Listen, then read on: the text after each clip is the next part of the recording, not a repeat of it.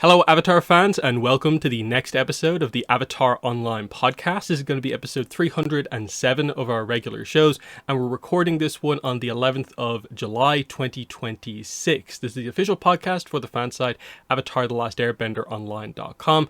I'm going to be your main host, Morgan Airspeed Prime, and joining me on the podcast is Greg2B from the site. What's up, everyone? Excellent. So we have a pretty big one this time out. We kind of had to come back after doing a podcast last week because some of the stuff we talked about, it ended up kind of fully coming true, and they really did deliver, because we now kind of are in the spot we're always waiting to be in, basically. Like, we've waited a long time for this to finally have official information on the movie out there, and they kind of delivered it all to us all at once, basically. So we're now... Basically, we've done the marketing for the Aang movie, and it's out in 2 weeks, exactly 2 weeks from the day of recording here on July 25th. So we'll get straight into that. We will also be doing a review for the third episode of Netflix Avatar, City of Walls and Secrets, so we'll do that at the end. But yeah, first we've got all the Aang movie information and related Comic-Con information to go through. So the first thing to note is that... as usual, news about the movie can't go like 100% smoothly. So, of course, the whole Paramount Brazil spoiled the party a little bit early. It didn't feel like a complete, like they ruined it, because it was just like, oh, the date. They didn't spoil any like visuals or anything like that. So they still got to like drop the movie poster, trailer, all the stuff all at the same time. But the date wasn't really a surprise anymore.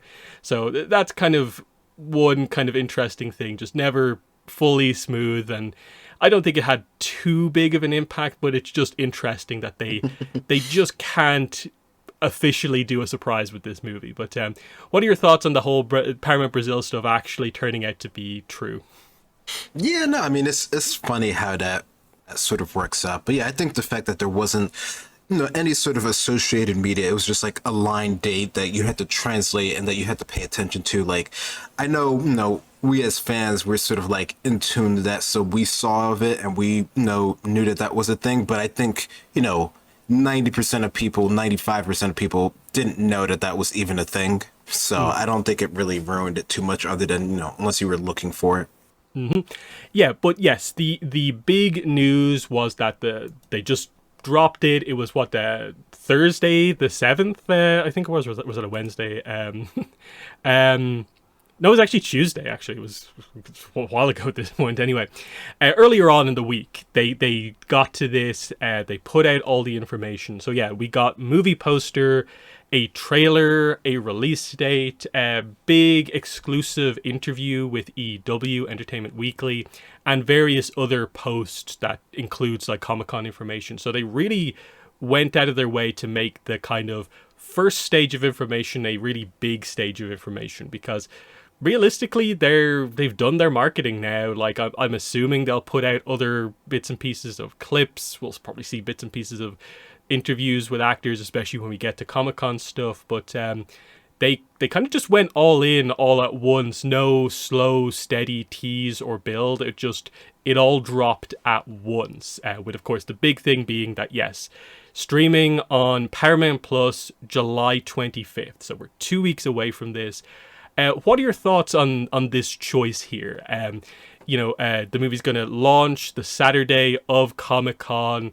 They're kind of tying in, kind of it being a hype Avatar weekend at Comic-Con with news expected, and just doing everything all at once with like two and a bit weeks of build.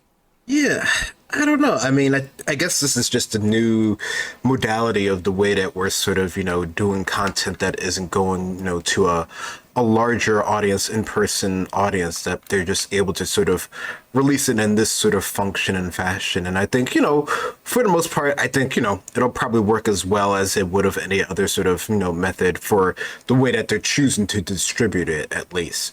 So no, I think it's cool that they're making it part of the weekend. They're making it part of like, an event thing that people are going to to be able to enjoy, that coinciding with all the different events and stuff that they have at Comic-Con. I think, it's a nice setup that they're at least attempting to go for this, to get people interested in it and, to continue on with, the rest of the content that they're continuing to develop as well. So, it's a good, I guess you could say, launching point for, the franchise returning and coming back and stuff, which is, their hope, of course, to make it this big thing that will keep people, invested in their platform. And yeah, the big question that I think the whole fandom had was when they finally did start marketing, would the leak have just completely like destroyed the ability for this to get like numbers and actually be a big deal? But it was a huge deal the day it all hit. Everyone was posting about this. The numbers were huge. Like I'm looking at the main YouTube trailer here. It's like kind of co-posted by Avatar Legends and Paramount Plus accounts. 8.35 million views in like 4 days, not even 4 full days. That's huge. Everyone has pointed it out. It's like it's nearly 4 times the amount of views the Netflix Avatar season 2 trailer has. So that doesn't speak to the idea that everyone has been spoiled. The leaks have ruined everything. No, there is still massive interest in this movie. The question will be like how much of this will translate to people subscribing to Paramount Plus and like official views, the kind of metric that maybe matters. That you can maybe kind of question. But still, people came out and posted comments all over this. Now, admittedly, most of the comments were, I'd like to watch this in the theater in some form or fashion. And it seems like the comments are turned off on this video. They were on for the first couple of days because I think I remember commenting on this at some point. Yeah. So they turned them off. That's interesting. So because it was like 90% theatrical, but I think there was still generally like positivity in that, like either excited or I would love to watch this in the theaters. But what are your thoughts on kind of? Are you surprised at all, I guess, by how good the numbers are given the leak? No, not really. I mean, I don't know. I feel like, in terms of the leak, it's very much sort of like a fandom sort of bubble type instance there. Because, I mean, if I go on the Reddit or if I go on any of the sort of adjacent social media platforms that are into this stuff, and I see a lot of the people on some of my feeds, Blue Sky or whatever. We're talking about the leaks, and we know that it's a thing. And like I think a couple podcasts ago, you talked in the first initial sort of like maybe week or so of the leaks, people were talking about it, and there was a chance for you to be spoiled on it. I particularly just didn't look at it. It wasn't really that hard to not look at it on my sort of feeds, even though I have obviously I have a lot of Avatar stuff on my feeds coming through, so it's not like I couldn't have seen it. I saw plenty of the Google Drive links for the film and stuff like that, but I think that's really sort of targeted there. And there were some publications that were talking about it that did have a larger reach for them, but most of those ones didn't like directly give any links for any downloads because that's not something you're allowed to do in those sort of instances there. So it wasn't really even though there was access to it, it wasn't sort of as widespread as I think people who are really paying attention to it is. Like, I know some people who are into Avatar, but they're not into the fandom, and they didn't really have a clue about that sort of stuff. Like, I was the one to tell them about that sort of stuff. So personally, I'm not surprised that it did this well. I would suspect there will be a degree of uptick for Paramount when the movie does release. Will those people stay? Will they just get the trials? Will they be, sharing their accounts and stuff like that? Yeah, I'm sure there's a lot of that. And, it'll be up to the studio and their sort of, sustained, stream of content, whether people will bother to sort of stay there for the future and stuff like that. But, that's just the ploy of any of the streaming services. So that's nothing new. So no, I think it's cool that this is, really something that people are into. Like you said, there was a ton of comments on it. It seems like they made the video like a kid's video, which automatically turns off the comments. So that's probably seems to Yeah. be what they did there. So it's interesting to note that they did that sort of like after the fact, but Yeah. they wouldn't be the first sort of, content company that, has turned off comments on the video sort of after the fact. I Yeah. guess maybe they thought that it wouldn't be, as whatever it was when it was there. So, that is something of note. But yeah, so no, I'm not surprised it did as well as it did. I don't know if this would translate into, sort of, theater numbers and stuff like that, because that's, you need a lot more than 8 million for theaters and stuff like that. But it does show that people are interested in, and there is, positive towards, seeing the movie in, whatever format that we do get it. Yeah, I think the point that you kind of started with there, the idea that like there's a bit of a fandom bubble, the idea that like the fandom on social media, Twitter is a decently sized kind of group of people. Avatar has a large online fan base, but that's kind of small in comparison to the just like general fan base of just people who are interested in Avatar, kind of like full stop. And yeah, there's so many people who are not aware it leaked, maybe were aware it leaked, but just would never be the type of person to like, I don't know where to find this stuff. There's a lot of people who just technically inclined wouldn't have any idea where to actually search for those leaks necessarily. And I think some people on the more kind of negative side of things have maybe assumed that every single person in the fandom has seen this when it's not quite that bad. But yeah, really interesting just how that all happened. And then even some of like the big kind of like Twitter kind of movie accounts like posting the trailer, like I think on like day one, like Yeah. discussing film, I saw it was up to like 12 million within like the first day. So like all this stuff is kind of like pretty good and nice to see. It's the worst case scenario of just like, and no one cared because it leaked, never was never really going to happen. There was always going to be excitement about just getting to post this stuff of like, hey, I can post a screenshot from the trailer and not have to worry about it. And everyone is doing Yeah. that about their favorite shot from the trailer. We got the movie poster that came out as well. That's a huge thing. And that's because ultimately like Paramount did a pretty decent job about like doing the kind of copyright takedown stuff over the kind of last few months. So people are eager to now officially kind of discuss this now that it's actually here. So let's kind of take a look at the trailer here. Again, we're not going to talk about spoilers here. I have seen the movie before. Greg hasn't seen it, so we have a bit of a kind of different kind of perspective on things here. But yeah, we'll just kind of highlight some of the interesting stuff here. So one of the big things that they do in the kind of trailer here is that they do get across straight away that like the reason the movie's called what it is isn't just for like branding purposes necessarily.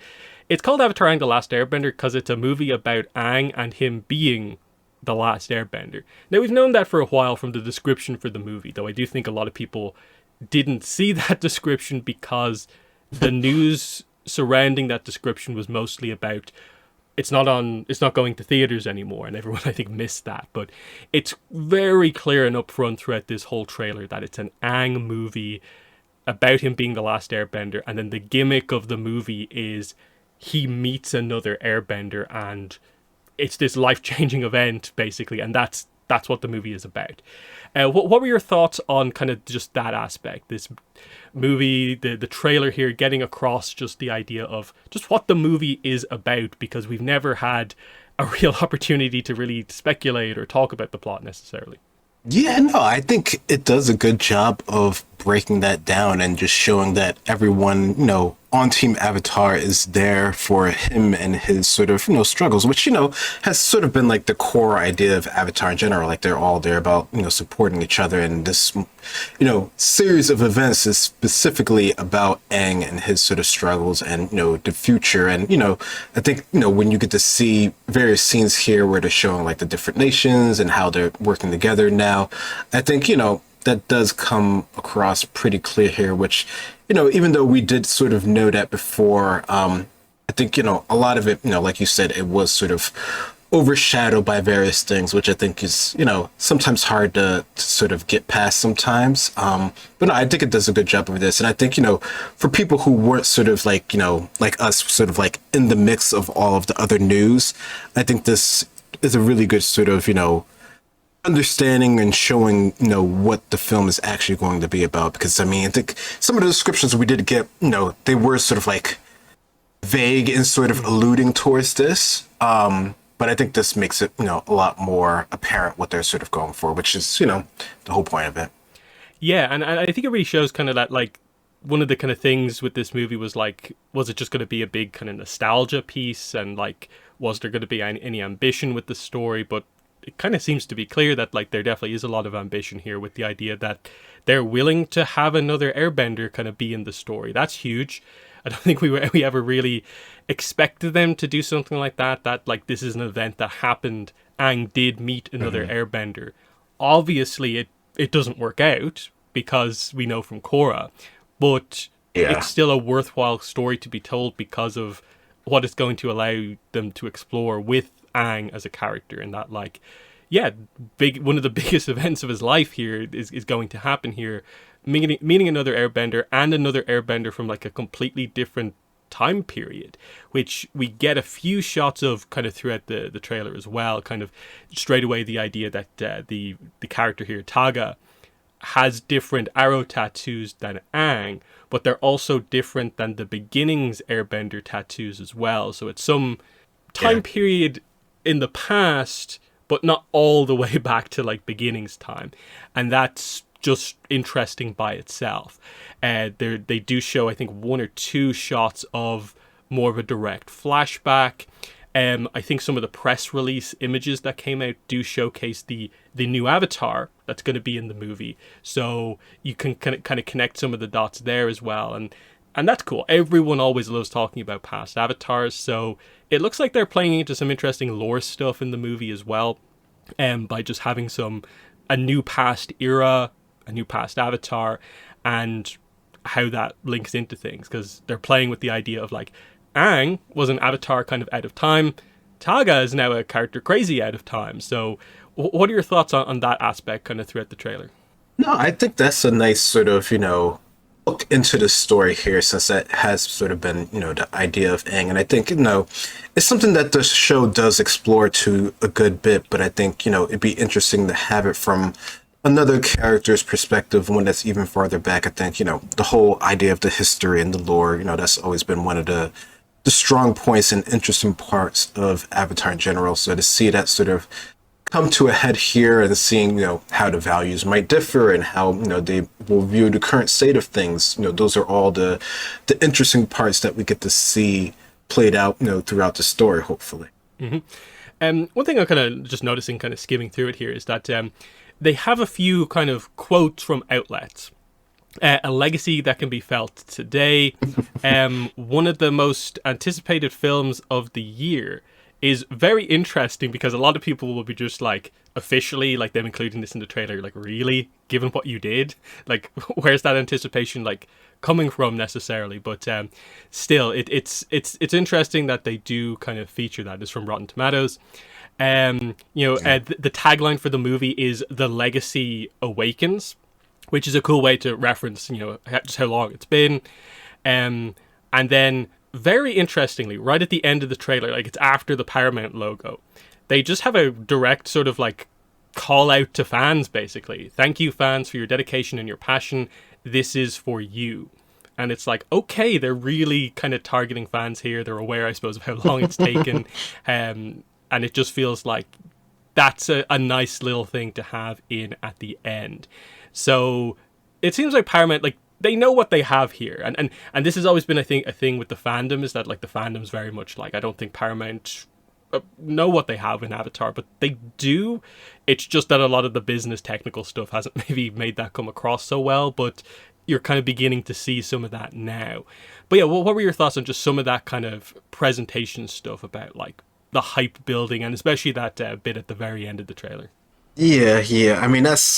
I don't know. That's so sort of, typical of films and media, to sort of, add those sort of pull quotes to sort of hype things up. And yeah, I mean there has been hype for it. I think there has been dwindled sort of anticipation for it for some regard. I think that's more so for people who have been following this for the last couple of years and stuff like that. Like we know all this sort of like ups and downs and sideways that the company has sort of done with this film. But I think, a lot of the people who haven't been paying attention with that will still sort of like appreciate this. And I think, the people who are putting together a lot of this stuff, like they're aware enough of what's sort of going on and how people view the franchise. I mean, if it wasn't as popular, it wouldn't get this film, all this years later. So, there's enough for it. I think it's just sort of how can it work within the bigger sort of, I guess you could say, media landscape, and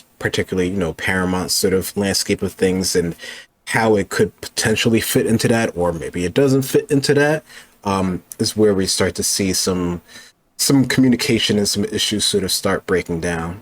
Some of the other stuff that's kind of interesting here is that like we do get some of the kind of referencing ATLA specifically. There's like two shots that they kind of showcase here, and there's a little bit of kind of commentary from Aang about we ended the war and stuff like that, and then going into the whole idea of the nations are coming together now in Republic City. So you get some cool shots here of like Sokka with the space sword up front, the gang facing the airships. Now everyone's brought up the whole idea of like Suki, why isn't she there? Because they've chosen these five because they're the five characters who they're featuring as Team Avatar in the movie, and not really Suki. But it's always that interesting point about like Suki was on the airship crew at this point in time. Could you not have just included her?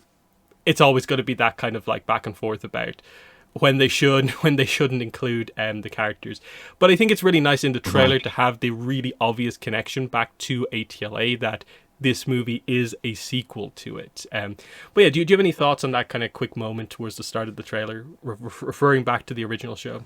Yeah, no, I thought it was a nice sort of, as you could say, callback to the original, and sort of how they got to the point here. And, and Aang sort of narrating it, I think it's a nice touch, because, there's always like someone from the group, who's talking about sort of what has happened in the past. It was Qatar for a bit, Aang doing it here. So I think that's a nice sort of, I guess, connecting sort of bit that you could have there. And yeah, I mean, I think it is nice. I think it is cool. I mean, I don't know, maybe they thought it would sort of like offset the balance of it or whatever to have her in there.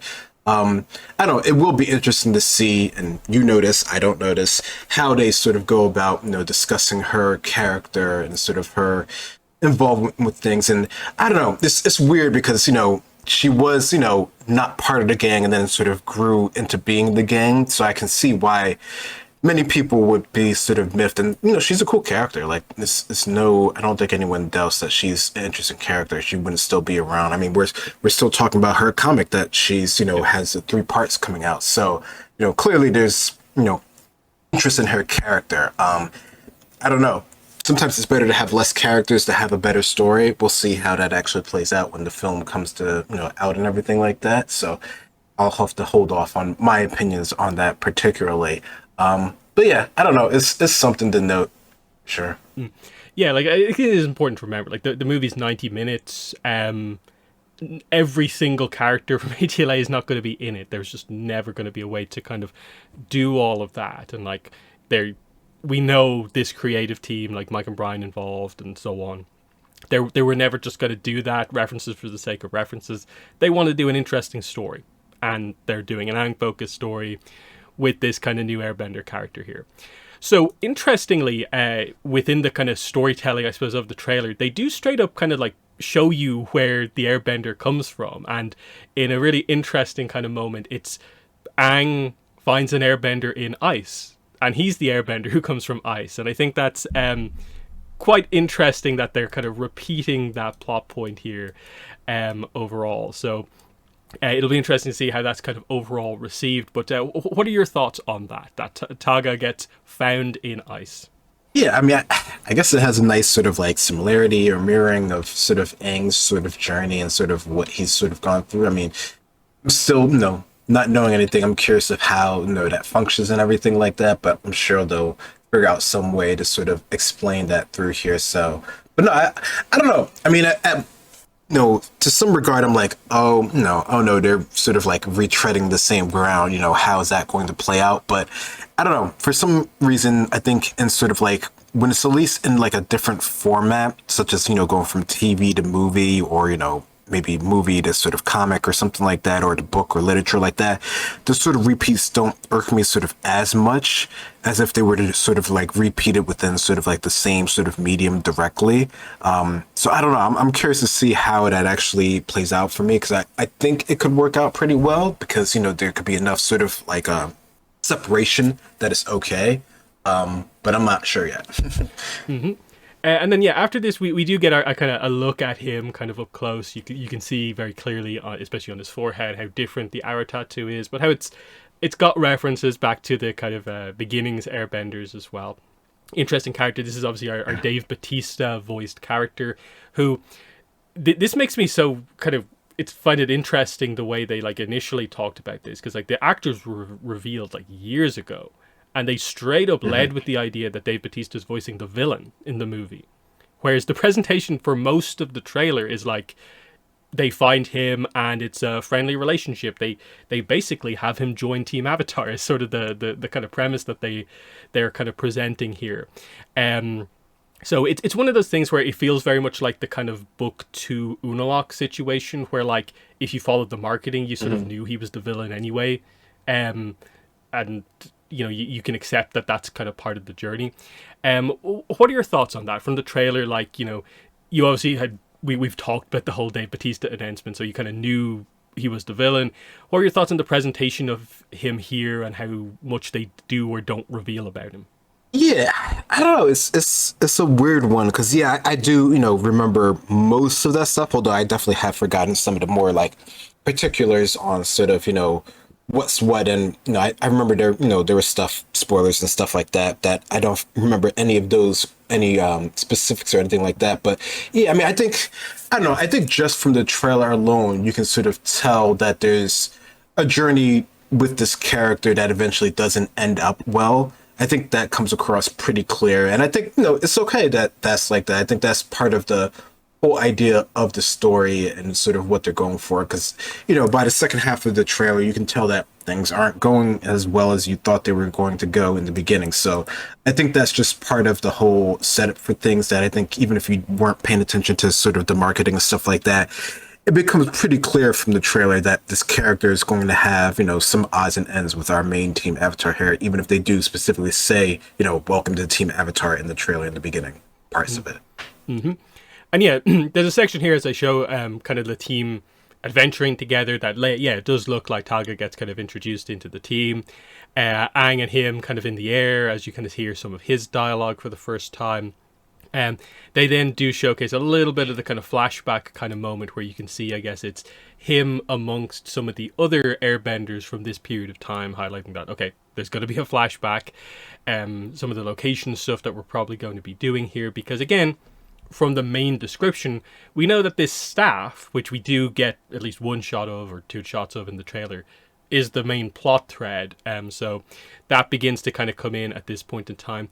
In addition to these other characters here, these kind of non-bender characters who are presenting a bit of a kind of imbalanced comic style things, early kind of equalist style thing, obviously taken in a kind of slightly different direction.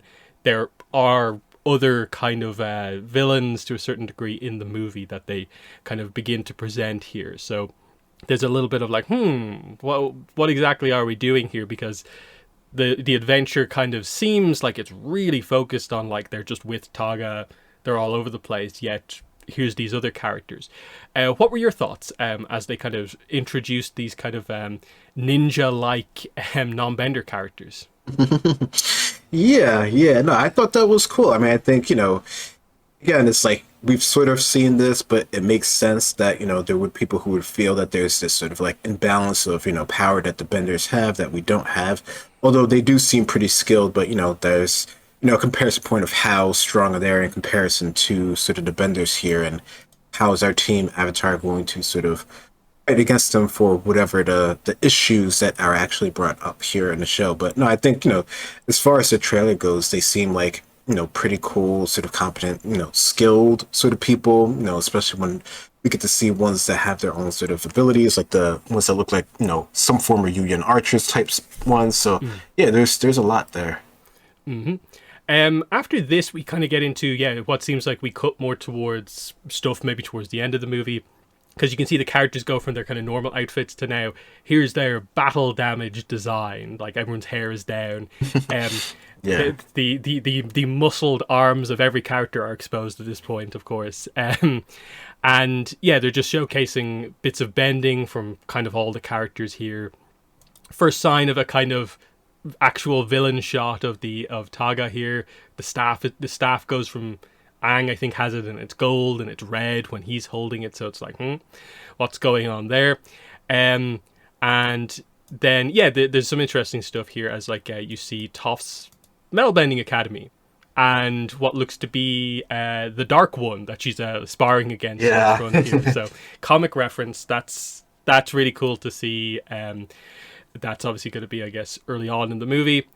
And yeah, we just, as we kind of cut through like all the characters in action here, we end with a kind of Aang airbending Kamehameha type thing, which is kind of cool in the Avatar state. And yeah, we cut to the title logo, date, and then that kind of teaser for the fans kind of type thing.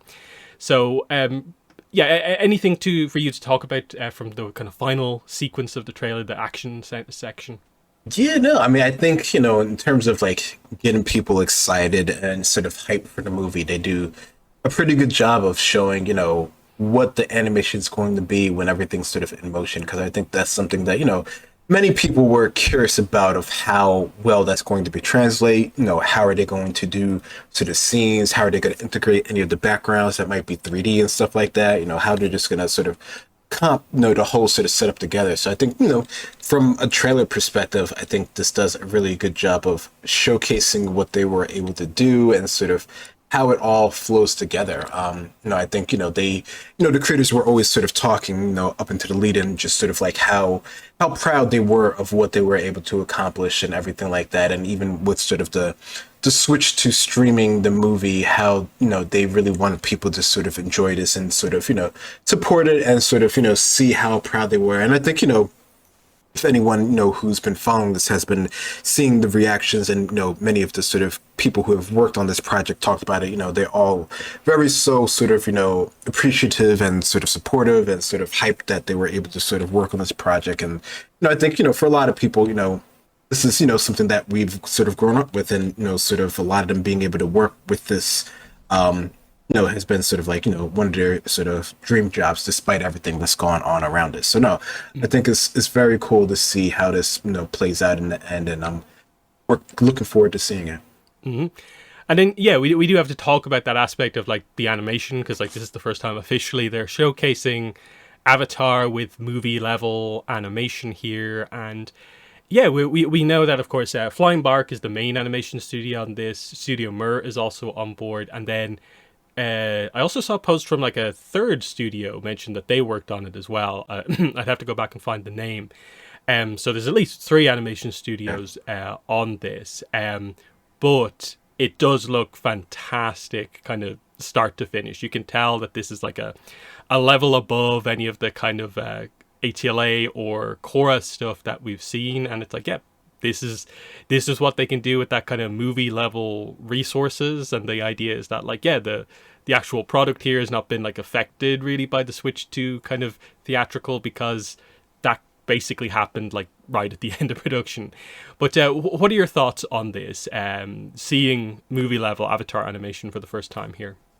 Yeah, no, I'm super happy with this. I think, I can see why from this level of quality they would have wanted it to go in the theaters, because it does feel like it's, at least from what we've seen in the trailer. We'll see how it holds up over time, throughout the whole film, because, that's the thing that sort of keeps in mind the consistency. But, from the trailer alone here, it definitely does feel like it's something that you would be willing to see sort of in the theaters at a sort of full quality, and, whatever size sort of theater that you actually have in your sort of area here. So no, I definitely think it's a step up from anything that we've seen up until this point here. I know there's, some thoughts on sort of the designs and stuff of things, but I think the overall feel and quality of it, seems like it's enough that it's above what we've seen so far. So no, I think this is really, really, really good. Yeah, like I think the only point of in any way criticism I've really seen is just basically the design decisions around how they showcase the characters' noses. That's been, I think, the main kind Yeah, of I point saw of that. the discussion I've seen online. Is just, and it's not even every shot. It feels like it's certain shots that maybe the shape of the noses are kind of more constructed in a little bit more of a kind of sketchy way rather than it being like super kind of concrete detailing. Everything else in my mind looks like absolutely fantastic. But yeah, certain screenshots just the characters' noses kind of the design approach stands out. So it'd be interesting if we ever get like an explanation on that. Is it easier to animate in this kind of like high end way or what? But yeah, it's so cool to kind of finally have some of this stuff kind of to talk about here. Um, so from there, I guess we'll move into some of the kind of supporting kind of stuff that came out. I suppose really quickly on the kind of movie poster. It's kind of interesting the way that this works is that it's similar to a lot of the kind of t-shirt kind of image designs we got kind of leaked, but it's all kind of placed within an airbending arrow kind of logo, and they also have a Taga on the front with the staff. I think it looks kind of cool, because like these movie posters are always going to be the kind of characters kind of placed together like that to showcase everyone that's in it. But I think it actually looks kind of really cool with the kind of lighting effects they have kind of going on for it. But yeah, do you have any thoughts on the kind of main movie poster we have with the Legacy Reawakens title on it? Yeah, no, I think this is good. I mean, it feels like it does feel like it's sort of on par with what we've seen, and these are like their action poses, and yeah, it is, basically the sort of, I guess what we've seen from them on the t-shirts in terms of the single, just sort of composited together, especially but with a different scene for Taga and stuff like that. So no, this feels very, on point sort of movie poster look for an animated action movie. So no, it works for me. And it's also basically like an updated version of the, what was it, 2022 or 3 CinemaCon image basically as well, the posing as well. So like that's kind of interesting as well. But yeah, first of all, I want to mention Mike DiMartino posted on Instagram.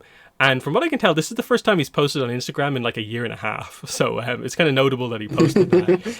And yeah, he talks, of course, about, the whole idea of like, check out the trailer. It's out now, finally here.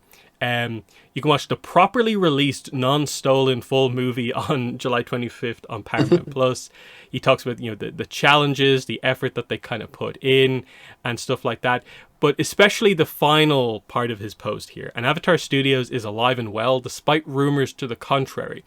We're working every day to ensure the integrity and long-term success of the Avatar universe. This is just the beginning. And yeah, I think stuff like that, I think Brian basically got across the same thing in his post from a few weeks back. We'll talk about the EW interview in just a moment.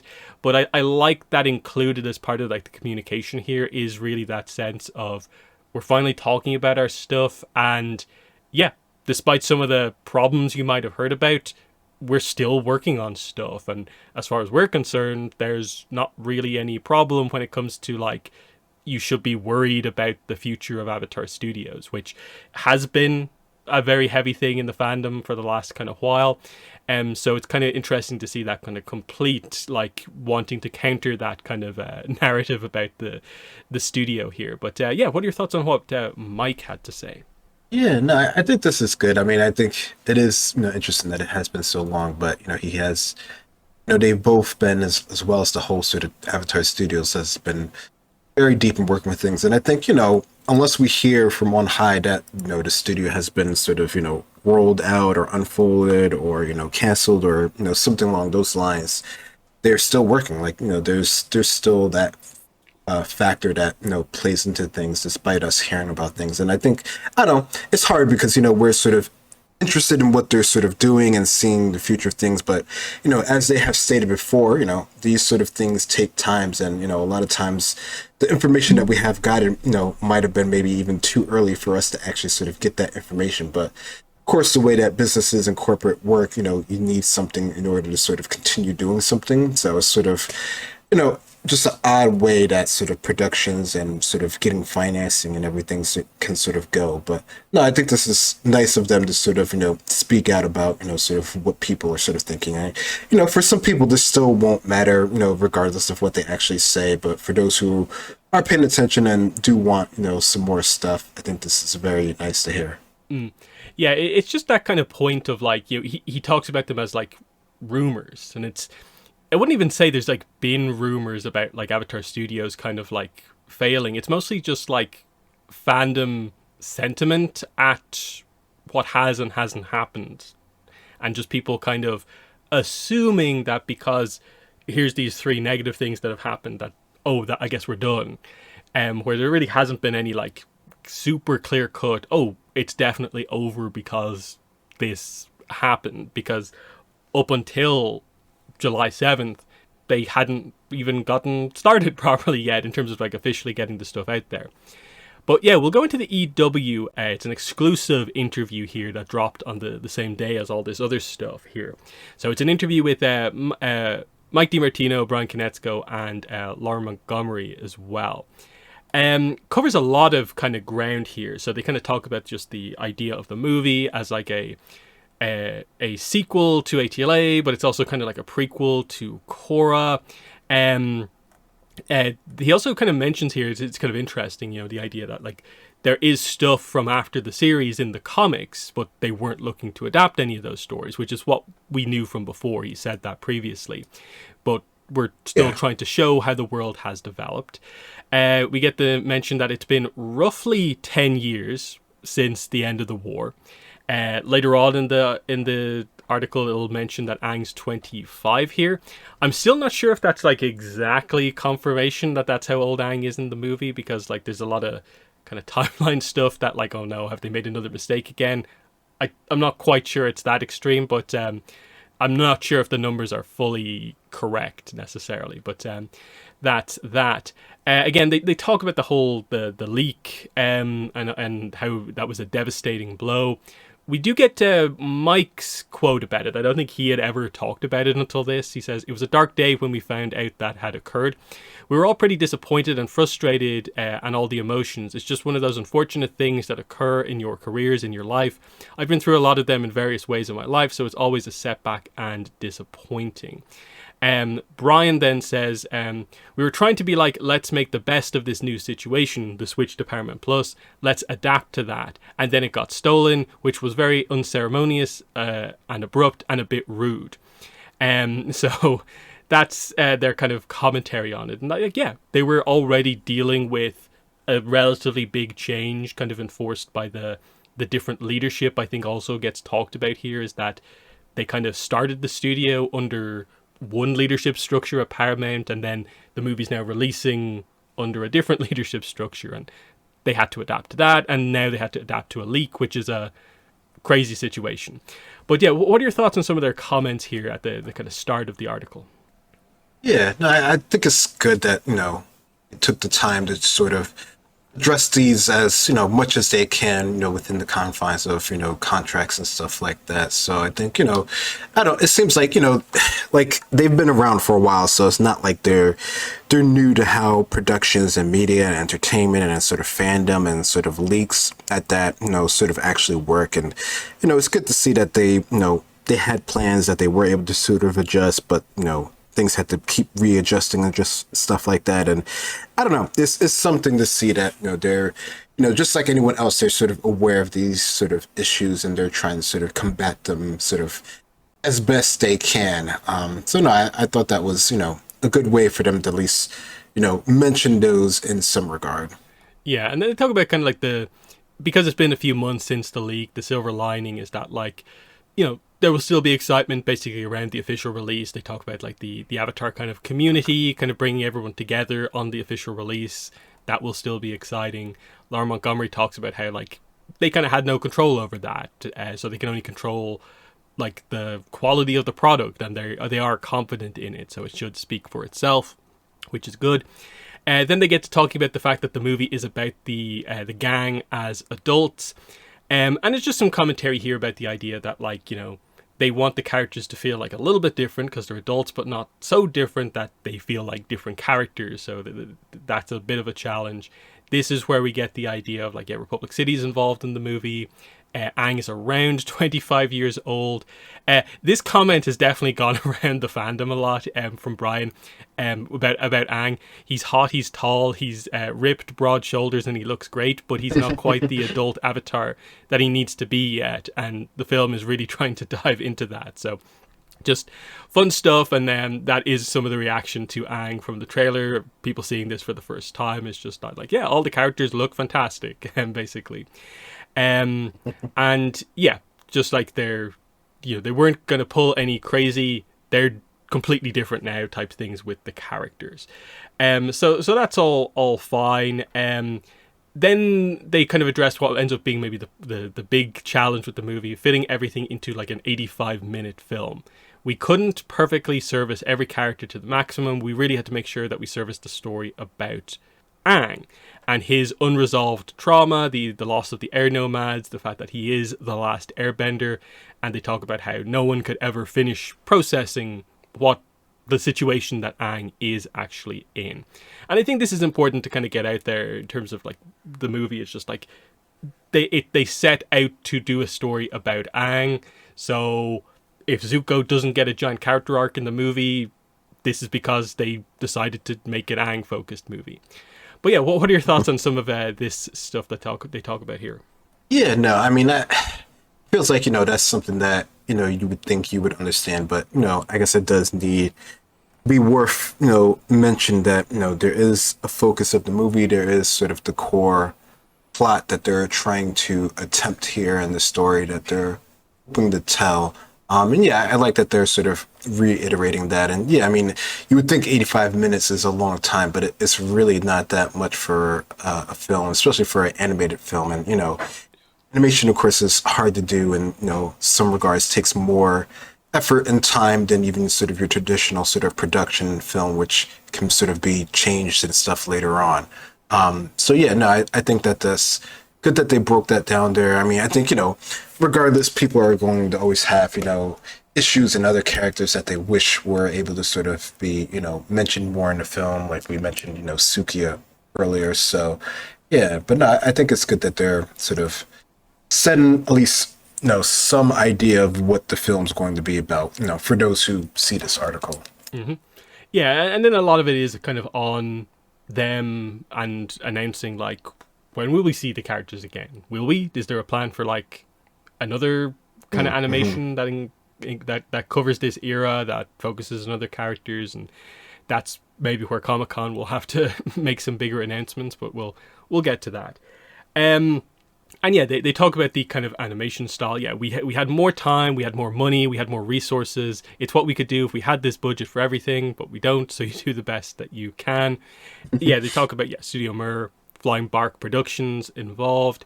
The whole idea of when the production started, there was just the assumption from everyone that, like, oh, I guess the movie has to be CG, but, like, they asked the question and they didn't have to be CG, and that whole idea. So, they want to continue the kind of legacy of 2D animation, and they're doing kind of super impressive kind of stuff here.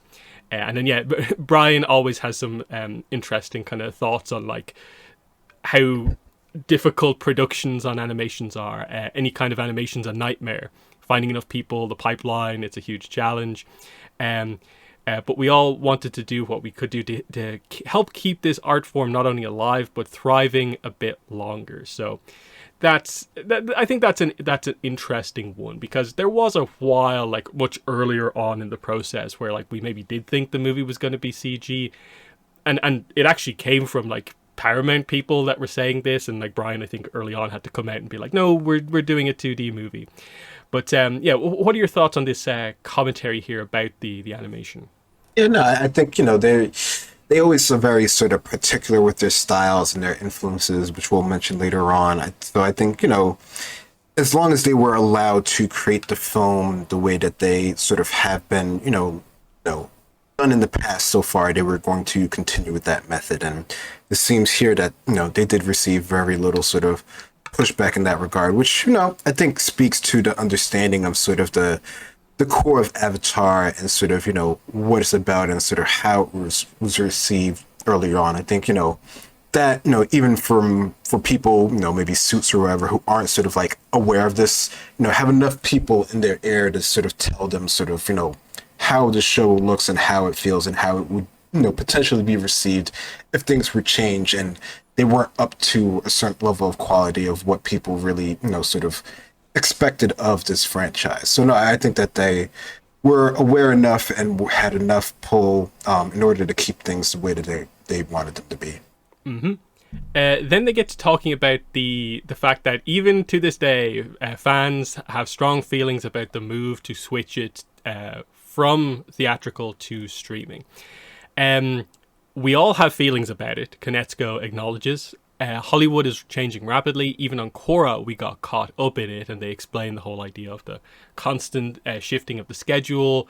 They don't quite say it here, but obviously, like, we experienced it, the idea that they did actually just put up a lot of the episodes kind of online. Like, we were watching those episodes online before they would ever air on the actual channel, and that was, like, right at the kind of start of streaming focus. And as far as we were aware, what we heard about some of the numbers was that Korra actually did really well with some of those kind of streaming things, especially when they put the book 2 finale up in that way. So yeah, it's a good point to kind of highlight it here. But then he also says, then here again, we found ourselves originally on one path under one set of leadership, and then that path changed. I think it's part of the broader thing that all studios and a lot of our friends and colleagues are also dealing with on other projects. But then it says, Paramount Plus, he says, is still supporting the film as the streaming platform hopes to be the go-to destination for all things Avatar, including Seven Havens, the next show, of course. And he says, I think if we had just been kicked to the curb and felt like no one cared about us anymore, it would have been harder to deal with. But they are really excited not only for this, but for Seven Havens and for the other projects that we're working on. So that's a really important thing to say, is that, like, his opinion is that he doesn't feel like they've been kicked to the curb, and that Paramount Plus are supporting them on this, Seven Havens, and at least one or two other projects. Now we'll see what happens with that sort of stuff, but I think that's a confidence booster for them to mention Seven Havens, but also other stuff, which it feels like maybe hasn't been mentioned in quite a long time. But yeah, what are your thoughts on this, potentially kind of one of the more important sections of the article?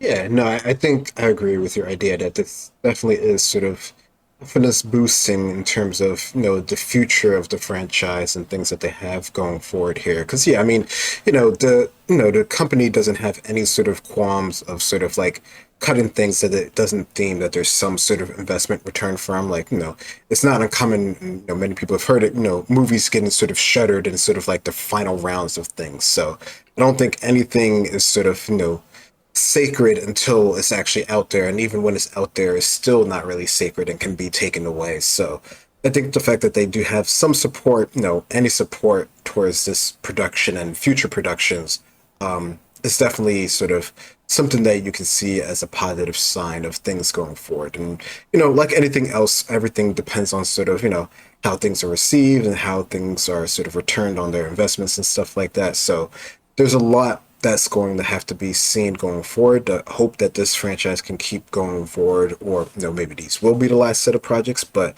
as of now, things are sort of as positive as they ever have been. And yeah, like we discussed earlier on, like the numbers on the trailers and stuff like that have been pretty good, considering expectations perhaps were that they could have been quite a bit lower because of the leak, but actually they're pretty okay. And then, yeah, if they can get the information across at the Comic-Con panel about Seven Havens and other stuff, the shift in confidence is going to be like pretty huge just in a matter of weeks. From people thinking that it's like dead to know there's like 3-4 projects coming, and we're very confident in getting those 3-4 projects. But they talk about some of the Comic-Con stuff. The main point, for the sake of the article, I suppose, here is just that the main panel is going to be in Hall H, and that there will be a fan screening the day before the Paramount Plus release, also at the convention. So they're two pretty big things they're doing at Comic-Con, and they even joke that, like, we finally made it to Hall H for our panel. We just had to have a film stolen to get in there. So that's kind of interesting. But yeah, that's a huge thing. First time for Avatar in Hall H, that will be exciting. But we'll talk about the Comic-Con stuff after. And yeah, they talk about they're excited for the screening. And then there is a mention about the whole idea of, like, should enough people watch the movie on Paramount Plus, they have multiple other ideas for Avatar Studios. The quote here is, the Aang movie was just one of a whole slate. I'm working on another thing, which we'll announce when the time is right. And this is interesting because, of course, we've seen various leaked slates of projects. As far as we're aware, actually, there's meant to be 2 other movies, but we've not heard anything about those movies in quite a while. And the only rumored stuff has actually been other series that have been in, like, very early casting stages or something like that. So it'll be interesting to see what's kind of going on here. This one project that may or may not be announced is interesting because this is the one he says he's working on. They're very specific about Brian is actually quite heavily involved in this one particular project. He's mentioned it a few times with no real details. So we'll see what that is. It might be this show with the kind of waterbender characters that they're kind of teasing, but we don't really know what the plan is there. So yeah, that's an interesting one here. It's the idea of, like, stuff is going to happen. Interestingly, the whole idea of, like, should enough people watch isn't, like, a direct quote from Mike O'Brien. So there's just, I guess that's the article leaning more into that. But that they have lots of plans, and we'll see how it goes. How do you read this section here where they actually talk about upcoming projects? Yeah, I mean, I think as, creators, they always have other things that they're sort of working on for the franchise, even when it was sort of, assumed to be really, dark in terms of, stuff going forward. So yeah, I'm not surprised that they have plans for things going forward. And yeah, we saw the leaks before of what, potentially could be there going forward. But I think, at this point now, we have to assume that anything that we saw before, is sort of up in the air because of how things have gone with, sort of the company in general and mergers and stuff like that, and just productions and just, periods of time, like things have sort of changed. So anything that we might have thought we had once before, could potentially not be there at all. So whatever they're currently working on, I think those are the things that you would lean towards, being something potential, depending on how, the current stuff, does, which I think that's, sort of like a given. Like, if it does well, there'll be potential for more stuff in the future. If it doesn't do well, then it'll just end and that'll just be it. So I don't know. I mean, yeah, that is sort of like a insert of the article rather than them saying it directly. But as of now, that's how, media projects still work, unless they have, like, a huge funding from someplace random. So no, I think this is cool. I like that they have things going forward. The article then says, if there's a positive to the leak, it's that those who watched it liked what they saw. And they mentioned the art book that's coming out very briefly here. And then they end with a quote from Brian. No matter how this came out or what fate came to it through criminal actions, at the end of the day, there's no other film like this in the American animation industry. So he's really emphasizing that, like, this is a kind of a special animated movie here, and that is, I think, going to be one of the big talking points about it. So yeah, really important article. I hope a lot of fans kind of read this one. I highlighted it in, like, my video kind of coverage of this stuff as well. This is the sort of commentary we were maybe expecting from them a little bit earlier on, but now they're finally allowed to kind of say this sort of stuff. And this, plus the Mike Instagram post we just went over, are really kind of good and gives you kind of I think a decent amount of confidence going into Comic-Con, which we're going to talk about now. So We don't have the full Comic-Con schedule. We have up to Friday released in the schedule. The Saturday schedule is probably going to go live in like the next 3 or 4 hours as we're recording this, but we have most of the panels I think we're expecting. So let's kind of go through this. The first panel, it's actually happening quite early on during Comic-Con. It'll be Thursday, July 23rd at 1 p.m. in Hall H. This is going to be the panel. It's called, the name of the movie, Avatar Aang, The Last Airbender. 1 p.m. to 2 p.m. Hall H. The Return to the Four Nations arrives in Hall H. The voice cast and creative team behind Avatar Aang The Last Airbender discuss the making of the upcoming Paramount Plus film with exclusive sneak peeks and insight into Aang's journey to protect the peace his culture sacrificed everything to achieve. And then from the press release, there's a slightly different description of it that just slightly rewords it.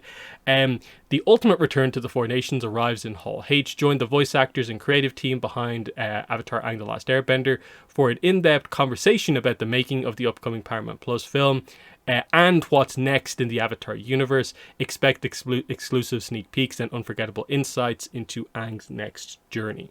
So either way, this one is highlighted as a movie-focused panel, but they do mention sneak peeks and what's next. And I think we are definitely expecting some sort of insight into Seven Havens at the very least. And then who knows how far they'll go with announcing potential other stuff. We at least have, I think, a little bit of a teaser on the idea like Seven Havens information is all but confirmed. The character designer for the show, Sarah Kippen, posted like a fan art of Pavi suggesting like she's doing like kind of what are they called again, art prints for the show. So I'm not sure if that's an official thing or just her individually and as an artist, but I think we're expecting some Seven Havens stuff here because we got stuff last year. But yeah, what are your thoughts on this, the big panel this year? What are you expecting from this one? Yeah, no, this is going to be exciting for anyone who's able to attend it. Hopefully, it's not too crowded initially for people to get in there. But no, I don't know. I mean, I think, them showing, parts of the movie, the process, speaking with the actors and stuff like that, the creative team, everything that they say there. I mean, that feels sort of like on point and, makes it worthwhile for anyone to sort of actually get there. And yeah, I would suspect that they would, tell more of the future of what's coming down the line, at least for things that are official as of now. Will they give any sort of like dates and stuff like that? I don't know. Maybe they might. I think if it's close enough, they would. But if it's far out, they probably won't. They'll just say, stick around for, more stuff to come, the Paramount Plus and stuff like that. But no, I expect this to be pretty good. Being in sort of the main hall and everything like that, even if it is earlier in the week, is still, a pretty big achievement for them to sort of be there, especially after all this time without there being anything like currently in the mix that would, sort of like warrant this by default, like a current show or something like that. So no, I thought this was pretty cool. I'm looking forward to hopefully hearing, some bit about what actually happens there. Yeah, because that is the thing. Like, what's the coverage going to be like at this? Obviously, there'll be enough people in there. We'll get someone, I guess, live tweeting it. We'll find out what happened at the very least afterwards. I assume they'll be pretty good on the official social medias about posting the big announcements from this immediately. Because they were good about the Seven Havens announcement last year. They got that out, like, immediately. The image, we didn't have to wait. So I assume they'll be like that this time out. It's just like in this case, like if they are going to do like maybe a deep dive into like the animation stuff, I think people would like to see that. So I'm kind of like, I don't believe they typically stream like almost any comic SDCC panels, so I'm not sure about that. They might film it themselves, I guess, for some sort of a special feature thing, but we'll see how that all goes. Either way, we will know what happens in this panel. It shouldn't be a secret in any way. And yeah, Seven Havens, I think they probably have to do a pretty decent amount of Seven Havens information. Like, I don't think they can just do a small teaser. Like, I think they kind of need to be kind of clear on, like, this is what it is, and also it's basically ready to go. Like, a proper release date for season one. I think they probably should be saying that here. because I think you need to kind of present the idea of like, if you sign up to Paramount Plus for the Aang movie, how long are you waiting for Seven Havens? And like, if they can time that properly, that's a pretty good sign, I think. And then, especially if they can maybe confirm, like, okay, finalized maybe now, how many seasons is the show? Like, are you just doing the 2 that are already announced? Are season 3 and 4 a thing? That they're also kind of things that are quite important. Yeah, as for stuff beyond that, I'm not sure. I think it would be really cool, given that it's going to be the first time talking about stuff, if they did super surprise us with something that's just completely unexpected. That would certainly be a way to fully kind of break the internet for Avatar. But just the movie launching that week and then a decent bit on Seven Havens will be more than enough ultimately, I think. So that's that. Then we go to Friday, and there's 2 things. I suppose first we'll cover the fan screening, of course. So Ballroom 20, 7 p.m. to 9 p.m. An exclusive screening of Avatar: Aang the Last Airbender before it premieres on Paramount Plus, and then it's just a description for the movie. I think based on what they said before, I'm guessing they'll have a lot of the cast and crew at this in the room. But my guess is that this is going to be crazy popular. I really wonder how they do the, like, I don't know, getting into the room situation here. Are they going to have tickets that you have to, like, do it in advance? You're more familiar with conventions. Like, what are your thoughts on the logistics of probably something that's, like, super in demand? Yeah, it's funny. I don't know how SDCC does. I know for New York Comic Con, there's actually a period of time ahead where they'll send out basically signups online where you can hopefully sign up for the panels that you want to go to for the main panels, like the ones that get in like Hall H, and for like, you know, the special feature type stuff. And then if you get into those, then you more or less have a guaranteed spot into those panel rooms. And then they have a standby line that you can wait on. And hopefully, you know, if you're in the front of those lines, then you're able to sort of actually get into the panel. I would suspect it would be something along those lines. Otherwise, yeah, you just wait and wait until you can get into sort of the panels and screenings of your choice there. So hopefully they have a queue system, which is what they typically do now. I know a lot of them, they have that sort of advanced setup for most of them at this point. So people who are going to the convention, they'll get the emails about that sort of stuff. So that's what I would suspect for how they would do this, because yeah, it's going to be very packed and very, you know, everyone's going to want to go into it. And depending on the room, I haven't been to any of these ballrooms, but you know, they'll have like some areas where you can sort of stand on the back wall for some of them, but you have to stand through the whole movie, of course, which isn't ideal. So yeah, it should be interesting to see how that plays out. But I'm sure for anyone who's able to get into it, it'll be a fun time.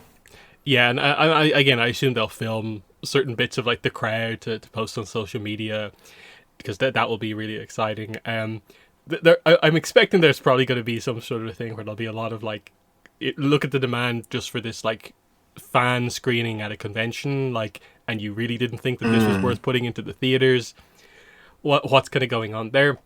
Because I don't know. I think at this point people's expectations are probably that, like, are we gonna do a, was it like K-pop Demon Hunters style thing where like we'll after the fact get some sort of a theatrical run, and maybe they'll make some sort of an announcement about something like that here. That would be kind of cool, but the timing might not be kind of fully right. But it's interesting that they're doing that. Yeah, that would be cool. Mm-hmm. The other thing on Friday is that, yeah, we have the publishing panel. So this is just the usual thing. I'm not even going to read out the description because it's identical to like the last 10 years, basically. Yeah, Fire, Earth, Air, Water, continuing the Avatar legacy. They mention Abrams, Dark Horse, Webtoon, and Magpie Games. It's Friday 4:15 to 5:15, so it's like a couple of hours before the screening. And yeah, it just says, exploring the beloved world of Avatar and Korra. There's nothing specific here. It's very much a copy and paste type thing. What's interesting about this one, of course, is that there is Aang movie tie-in publishing to talk about, which I assume will be the focus. in the meantime, we actually have had some of the covers for those books revealed. Now, so far it's only been the Penguin Random House book, so the activity sticker book, Step Into Reading, and the junior Yeah. novelization have all had their covers revealed. It's pretty basic stuff. It's the kind of stock promo images, kind of just used in slightly different ways. They haven't revealed the covers for the more interesting books, so the full adult novelization and also the art book. So they will still have to be announced. The other thing there is that the adult novelization has been pushed back to November 10th, whereas previously October 13th. And just in general, the point about them suddenly shifting the movie up to July, and it doesn't look like any of the books are going to be releasing in any way like close to the movie. So they have had to sort of like sacrifice the sort of publishing stuff a little bit to do what they're doing here. Which I think will be fine for most of it. It's just a little bit unfortunate that the timing doesn't work out. Like, it'll be fine for the art book. I think it will be fine for the main novelization. A little bit worried that you have to wait until September to get some of the basic sticker book style stuff, but I think there's some interesting stuff they could talk about here, plus any other publishing announcements that they actually do. But yeah, what are your thoughts on the publishing panel here? How big do you think they'll go with Aang movie publishing compared to like how these panels have been in previous years? Yeah, I don't know. I mean, I would hope they would do a lot for it, but considering, like you're saying there, a lot of the publishing is still a couple of months out. Other than, maybe doing some cover exclusives, how much more would they be really willing to show? I mean, there's tons of other stuff, there's comics and stuff like that. And hopefully now that the movie's, official and coming out and stuff like that, they can sort of continue on with some of the other stuff that has seemingly been put on sort of like hold and stuff like that. So I don't know. I hope that this is sort of the point where they can sort of start things going forward. I don't know. It's interesting that they scheduled the panel at the time that they did, because anyone who's going to go to the screening isn't going to go to this panel because you have to be there early for it. Typically, even if you have like a spot, like you still want to get a good seat, so you're still going to go there early. So it's interesting that they have it scheduled that way, but maybe there's something other process that they're thinking about there. But no, I hope that there's stuff that talked about enough that eventually gets released online so that we know about it as well. Mm-hmm. In terms of like other books we will be expecting, like the novel situation this year has been weird in that, like, obviously there's no July novel this year. I'm guessing the movie novel kind of replaces that. But we are expecting, obviously, Chronicles of the Avatar 7 with Randy Rabai, probably Karuk. Will that be announced here for a December release, or will they do the kind of City of Echoes kind of Avatar Legends Book 2 announcement, or any of that stuff? That's interesting.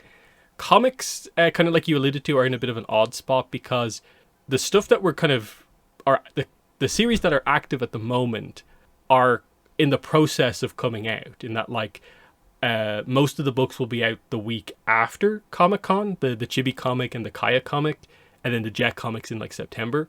So it's all happening pretty rapid fire. So that makes you kind of feel like I don't think they're going to announce the one after Jet. They probably, timing wise, maybe should be able to announce theoretically what's after Kaya, but the timing on those comics, the Korra comics, is rough. Like, it's a year and a half between those two books. So I'm not expecting the next Korra comic. So the only thing I can think of is just the next comic miniseries, because they kind of need to communicate a bit more about that after the 3 issues of Kyoshi, the Kyoshi Warriors. And then, like you say, if they have a big announcement, comics set in the adult Aang era would be probably the biggest announcement they could do. But are they allowed to do that anymore? Like, it still feels like there's been no change really in the way they do comics up to now. Will things change now that stuff's actually coming out? It's hard to know how big they'll kind of go with this. And then a lot of the other publishers, like, Webtoons, like, we're coming to the end there. Like, they've already started the Korra releases and they're going to run out of those books very quickly. So unless they're finally going to announce that they do have original content, I don't know what they're going to talk about. Magpie Games have sort of like disappeared into nothingness, it feels like, when it comes to Avatar. The only thing that's ongoing is the Kickstarter for the the Roku book, Voyage of the Unity, which is going to be coming out at this point probably in like October or November.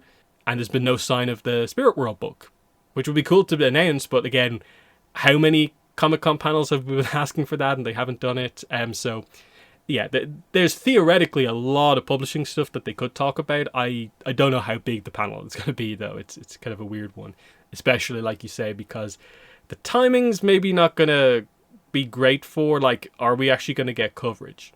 Last year it was pretty bad. There was one person who covered the panel, otherwise we would not have a clue what happened. So we'll see what happens there. The only other thing is I think some of the creators mentioned the idea that there is going to be some sort of a like creator signing at the Nickelodeon booth on Friday. But that's not on like the main schedule here, so I'm not sure if that's been maybe moved or whatever. But yeah, we don't have the Saturday or Sunday schedule. The only other thing we'd be expecting is probably a merchandise panel, because they did that at the last two cons. And it's been a very long time since there's been any like news about merchandise, and like the Jazzwares toy line probably needs to make some announcements. Are you doing any like movie merch? All that sort of stuff would need to theoretically be answered here. Avatar Squishmallows, we still haven't heard more about that. And then just, yeah, like I said, every other line it feels like has kind of like disappeared into nothingness. And the only real rumors out there are realistically like Funko Pop. And even they've been kind of quite quiet over the last while. But yeah, what are your thoughts there? Do you expect there to be much else in the remainder of the days at the convention, including like a potential merch panel? Yeah, I mean, that would make sense. I mean, I don't see why it wouldn't mention that already, unless there's like, a SDC sort of like schedule set up where they can't announce, Thursday or Saturday and Sunday stuff yet. That would be the only reason in my mind why they wouldn't already have that in their like big press release. I don't know. I mean, if the main one, mentioned it was going to be like more general, then I would think that they would have some of that stuff there. But it doesn't feel like that's going to be talked about there at all. So I don't know. I'm curious about that, because I don't know, the merchandise, which you would think with the movie coming out that would be sort of like a big sort of like component of it, and we know that there is some merchandise for the movie. We've seen it leaked before. Some people already have it. So you would think there would be more talk about it, but I don't know. Maybe they're just going to focus on just merch that deals with the movie, and that'll be talked about in the main panel, rather than having sort of the individual one. So I don't know. I was curious. Yeah, so that is the convention. So everything's going to be happening there again. The movie's out on the Saturday of the convention. That's the other kind of like big point in all of this. So it really is all happening here, and there's the potential for things to be like really huge coming out of this, and that is exciting. The schedule ultimately I feel like works out okay in terms of like, I'm glad the main panel is actually before the movie releases, and it gives you time to actually like talk about and cover the news from the panel before like having to go straight to the movie. So that's cool. And then it's all about the rest of it is just like, will there be publishing stuff here or not, or will they hold that back too? Because usually the New York Comic Con publishing panel is the more like news heavy one, typically. But we'll see what happens here. The timing should mean that it's a quite good panel this year at SDCC, but we never know what the situation is here. I just hope the information gets out there. It was pretty frustrating last year when the merchandise panel at SDCC, we got like no coverage at all. But that's the main news there. And then otherwise, like I said, there was some of the covers for various books revealed. Jeremy Zuckerman on Instagram did kind of put out his post. He didn't quite like announce the movie soundtrack, but someone asked in the comments, is there going to be a vinyl for the movie? And he replied with the winky face emoji. So it's like, okay, there is, he just isn't announcing it yet. The interesting point there is the timing, because in 6 days, the book 3 soundtrack is out. The movie is then out the next week. So are we just doing 2 Avatar soundtracks like week on week? or is there going to be a delay to that like movie soundtrack because everything got pushed up? Like maybe the digital release happens, but the vinyl release is a little bit later. That's the sort of logistical stuff that's kind of like interesting to consider, because there's going to be a lot of soundtrack stuff happening, because like Seven Haven's soundtrack, and then Korra soundtrack because of Korra in concert and all this sort of stuff. So they're really going for it, but the logistics is a bit like, wow, we go from 0 to like 5 soundtracks like all at once.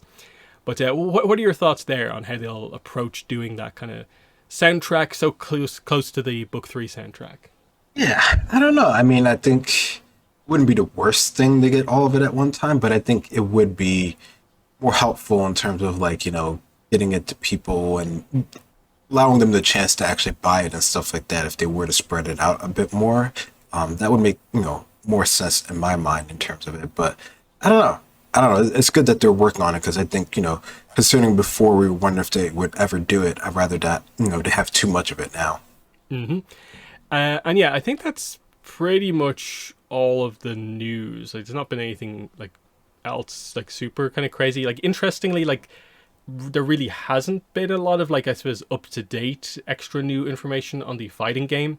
They still haven't featured anything about some of the last couple of characters. Still nothing on the story. So they must be saving some of that stuff for like maybe the final week of kind of pre-release stuff.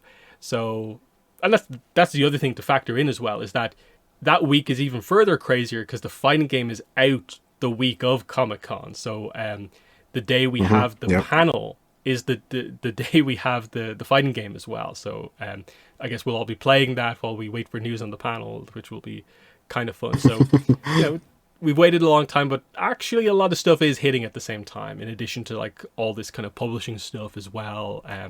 That's also out there because a few days and we get the Kyoshi Warriors issue number 3. And then on the 28th of July is Chibi Comic Volume 2, Saga's Boomerang Class, and the Kaya comic as well, also out on the same day. So everything all happening all at once, basically. But that's the news. And we'll wrap up the podcast with just one episode of Netflix Avatar. We wanted to give time to the news because it's just like, it's the news we've been waiting for. We had to cover it in a lot of detail. So we're going to cover episode 3 of Netflix Avatar, which is City of Walls and Secrets. So we get to Ba Sing Se in this episode, which is kind of interesting, like that we're before the halfway point, we're getting to Ba Sing Se. But I think we knew that this was always going to be the case. They were always going to base a lot around Ba Sing Se. It is sort of interesting to consider, given the whole season is out, and some of the decisions there about, especially like basically I would say like episode 5, why couldn't that have been done here? Like, I think there was a way to put episode 5 up front before we did all this, but they made their choice. But in general, what are your thoughts on this 3rd episode as we do a little bit of pre-Ba Sing Se stuff, but we do get kind of straight into Ba Sing Se? Yeah, I don't know. It's interesting. There's definitely some aspects of it that I don't mind the way that they're doing it, but it's definitely, it's interesting to see how, they're sort of choosing their sort of version of the story and integrating into the city that has, these secrets, and is sort of, ignoring sort of the wider world. Some of that aspect I do sort of like how they do sort of the misdirection and the mystique of, what's happening out there, and how the Avatar and Aang and his group has to learn to sort of integrate with the city. There's definitely aspects of this that I can appreciate what they're trying to do, despite, sort of their changes of some things that do make me sort of scratch my head as well. It's that usual thing of like, it's mostly pretty okay, but there's a few things here and there. But we'll get into kind of going through this. We'll get through it somewhat quickly. We see the episode opens with Aang and Momo fleeing from earthbending attacks from Toph. This is the start of his training, basically. And it's the idea of Aang can't hold his ground. He's just fleeing from Toph's attacks instead of like confronting her. Katara tries to advise Toph on having a more positive teaching style, which is a line that doesn't mean as much because we never saw Katara teach him, which is a really obvious kind of point there. The show does that at times where like it will include a line but it hasn't done like the Yeah. setup for that line, and it kind of comes across a little bit weird. That like, okay, she is a more positive teacher in general because she's a more positive character in that sense than Toph, but you've not done the build up essentially. Uh, Suki brushes past Sokka. She's a bit annoyed at the lack of communication here, and this leaves Katara to wonder if the two of them are having issues, which is kind of interesting.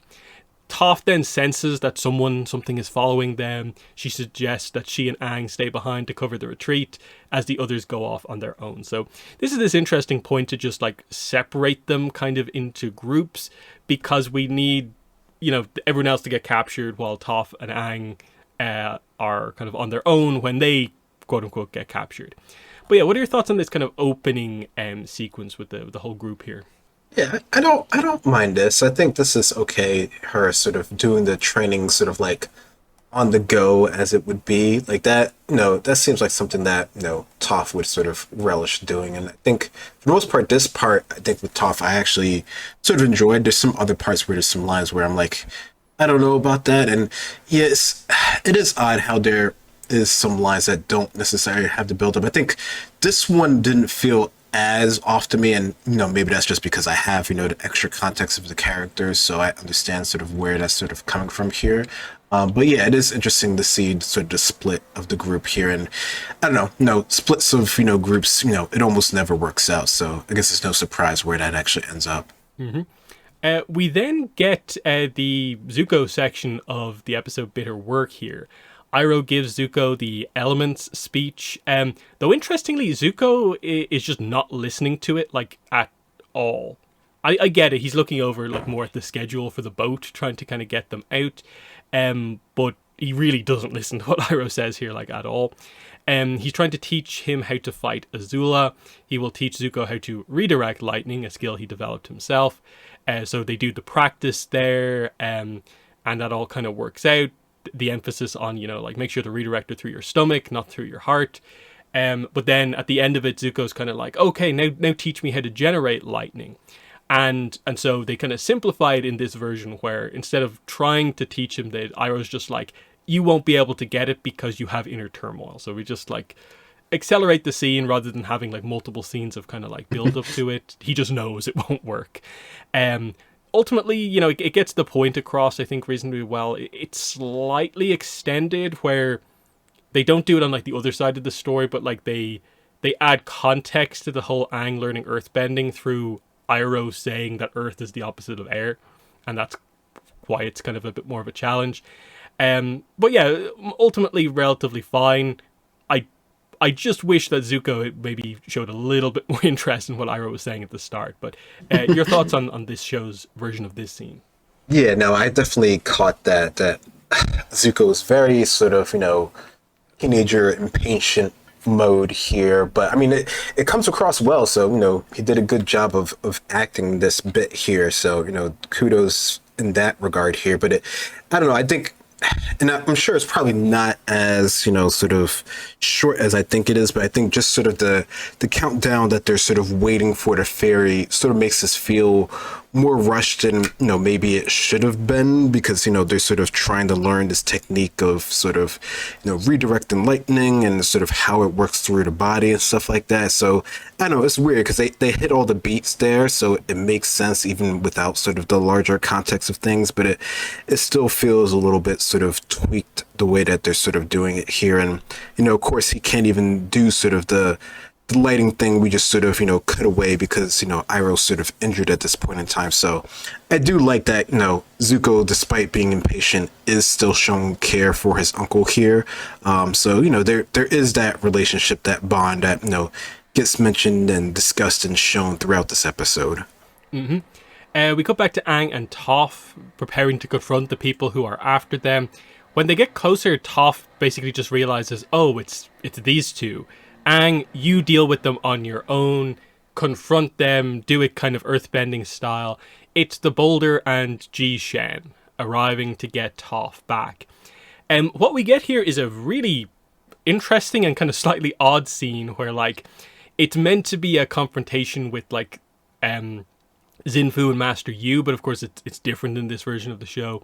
So what we get here is this kind of interesting scene where, as Aang fights, he mostly dodges, and it's Toph basically giving her feedback to give him earthbending advice.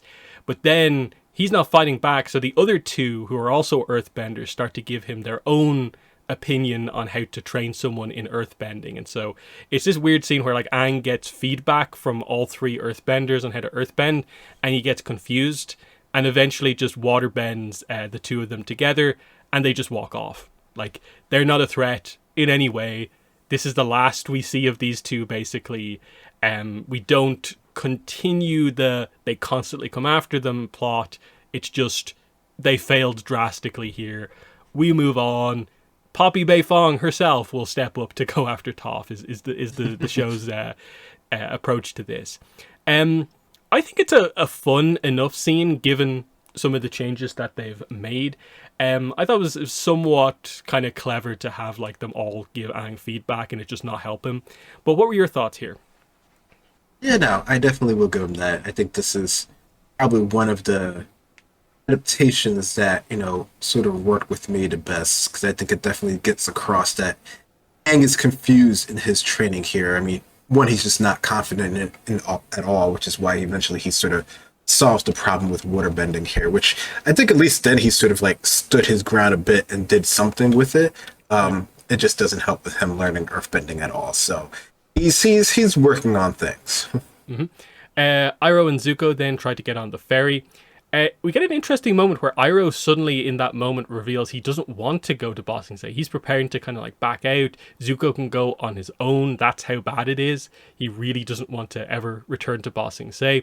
This is when like a stampede happens. His injury starts to flare up again. So he's kind of knocked to the ground. His life's at risk here. But this is where Longshot and then kind of Smellerbee arrive to assist them to get them on board the ferry. So they do end up kind of getting on the ferry, but Jet makes his appearance and is annoyed at his friends for kind of putting themselves at risk. But they stand their ground of like, we wanted to help someone, we did.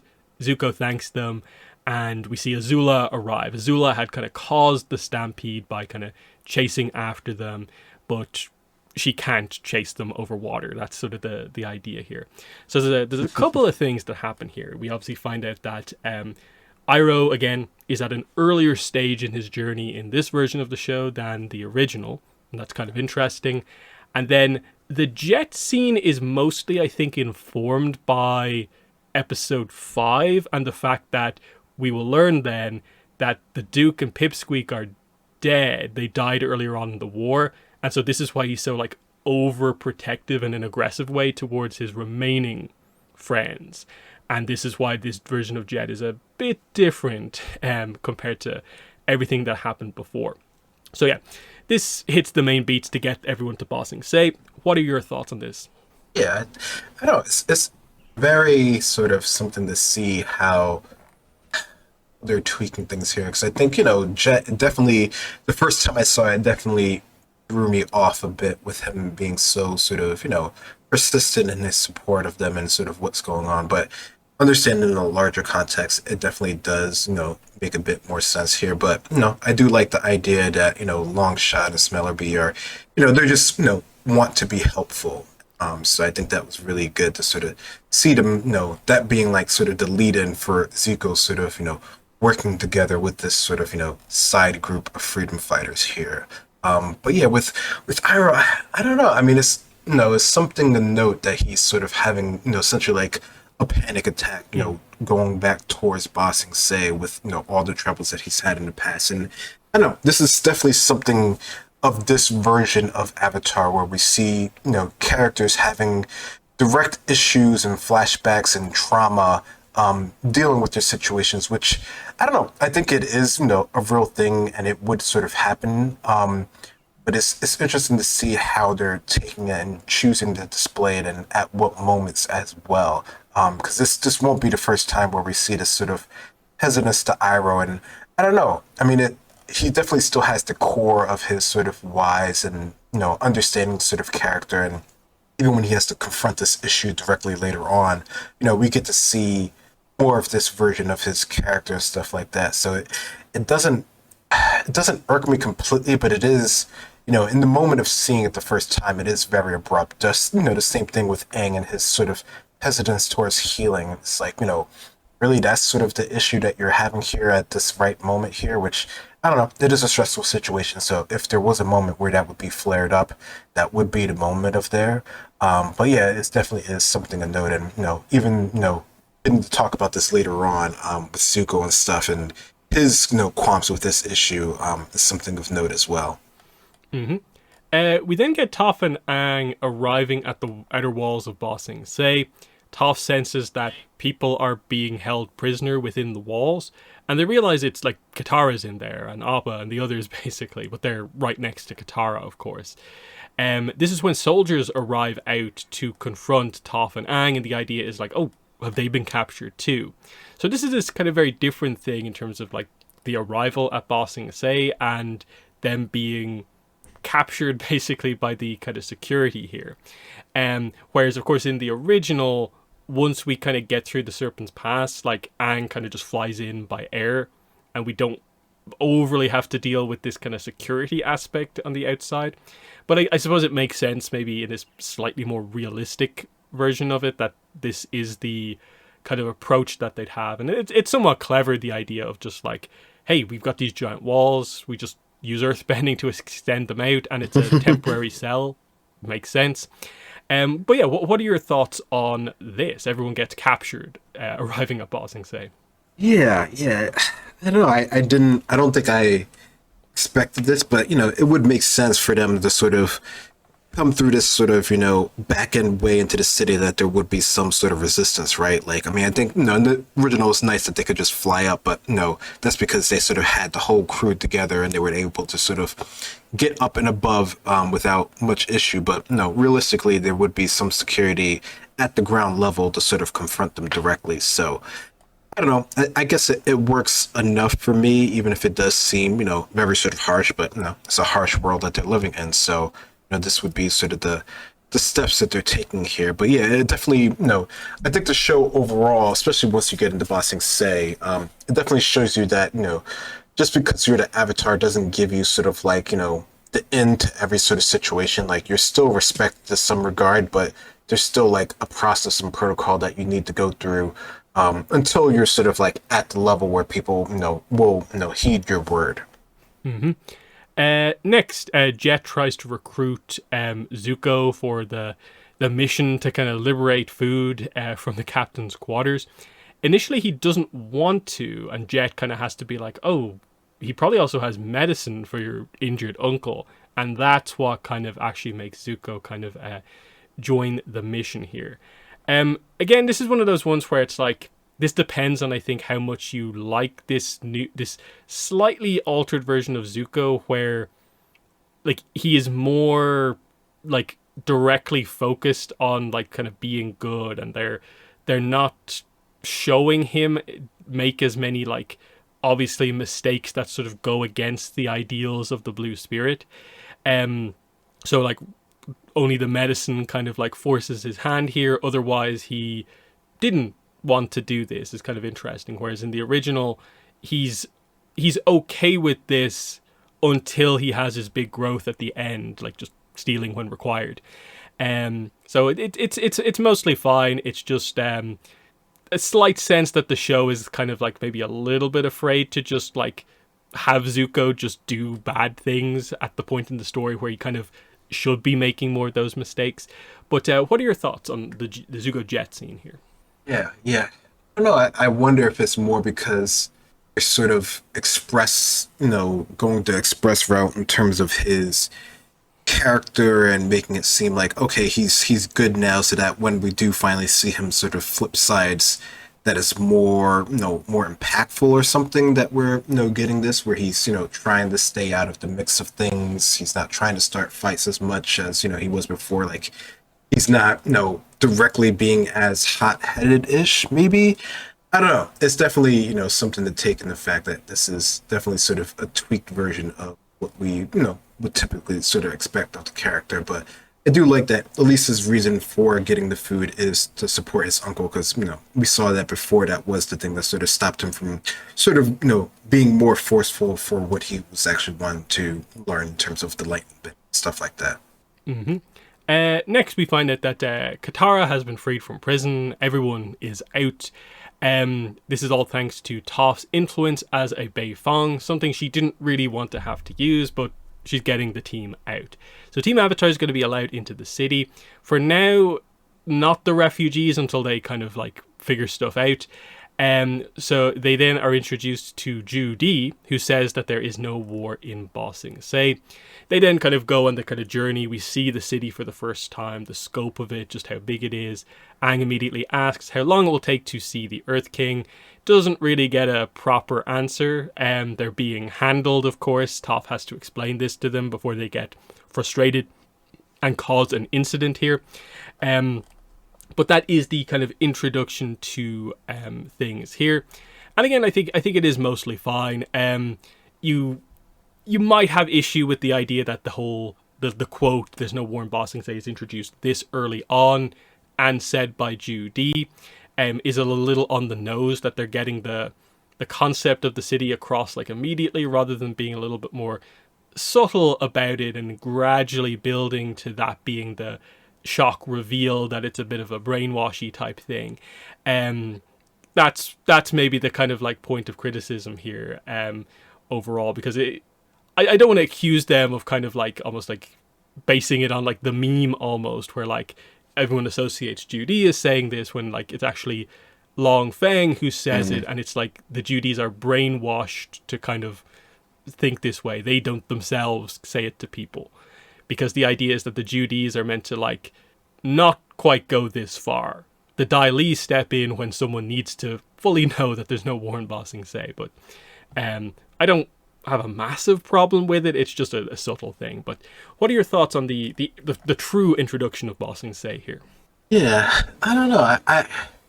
Yeah, it is sort of like meme-ish the way that they sort of go about it, but I don't know. It makes sense, in this sort of hypersped version of the story, that they would sort of get to sort of the idea that the city isn't what you think it would be.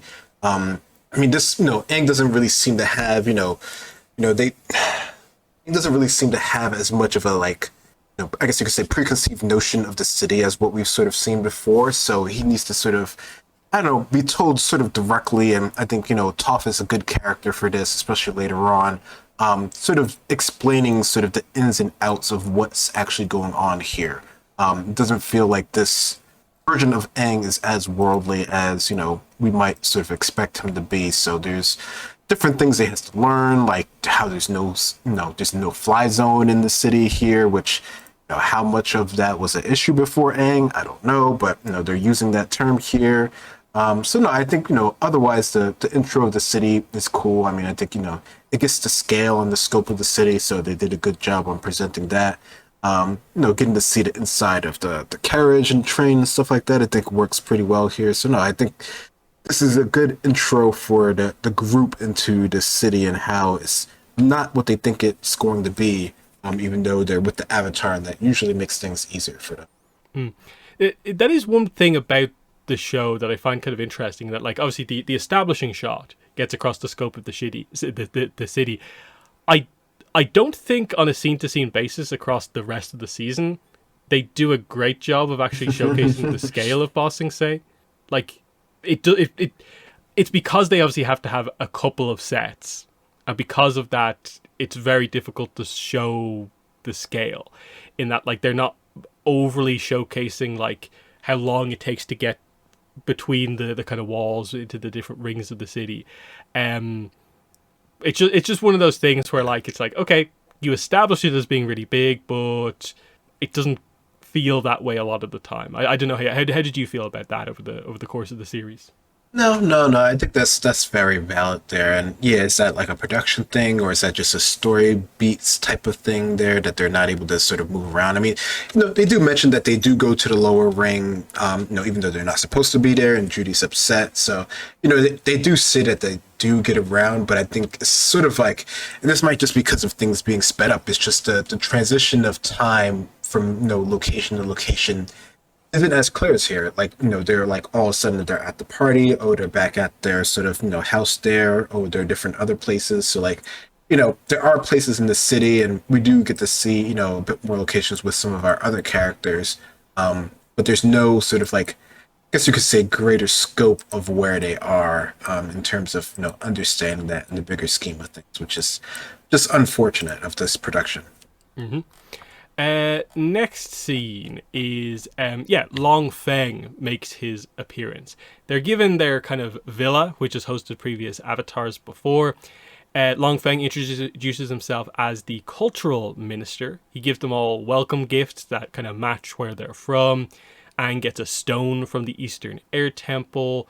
Sokka and Katara get kind of Water Tribe food, and Toph gets stuff to put on her feet because she obviously goes around barefoot. Then he gives them a list of all the refugees, so everything's going well. He gives them all the stuff that they would absolutely want in their introduction, and he comes across as like a super helpful kind of character here. They're also invited to the king's party, which is kind of coming up that night. So everything kind of goes on here. This version of Long Feng ends up being quite different compared to one of the biggest characters in terms of how he's kind of changed over the course of the series. This initial scene is relatively, I think, okay. I have more issues with this based on kind of where they go, where like they connect Aang very heavily to Long Feng, and I'm not sure that helps Aang's character, even though it's kind of interesting for Long Feng. So it kind of feels like, Long Feng comes out well from this, but the main character not so much. But so it's a tricky one where like I kind of like the performance from the actor as Long Feng, but I think our main character needs a bit more to do than this. But what are your thoughts on his introduction here? Yeah, no, I mean, introduction wise, I think it's fine. Like he comes across as like the sort of, helpful, city worker, second to the king in that sort of regard there. And, our group, thinks that he's, all about it and stuff like that. But you can clearly see that Toph, has a better understanding of the city and its inner workings, as she already described them on the train. But this sort of, misdirection, which I think for most people, they can pretty much see this even without knowing sort of the past sort of context. That he's up to some things, especially when we get to see him later on here. But no, I think overall it's a nice sort of, hand wavy sort of gesture, introducing them into the city, giving them what they wanted to make them, slightly more complacent. Next, we get an interesting Sokka and Sai scene. Sai talks about Teo, who's basically not in the rest of the show because he remains kind of elsewhere. He wants to fight in the war, and Sai is kind of struggling to accept that that's where kind of his son is out doing. Sai couldn't bring himself to kind of keep him in the city because of the no-fly rule, and he kind of flies around on his glider all the time. Sai also reveals that Suki has left the city, because a city with no war doesn't need warriors. And so Sokka's a bit upset at this because he never got a chance to speak to her, and we'll get more context on this at a later point. And yeah, we just end with the idea, the kind of father-son-like dynamic they're going for here with Sokka and Sai. Sai's door is open anytime Sokka wants to talk.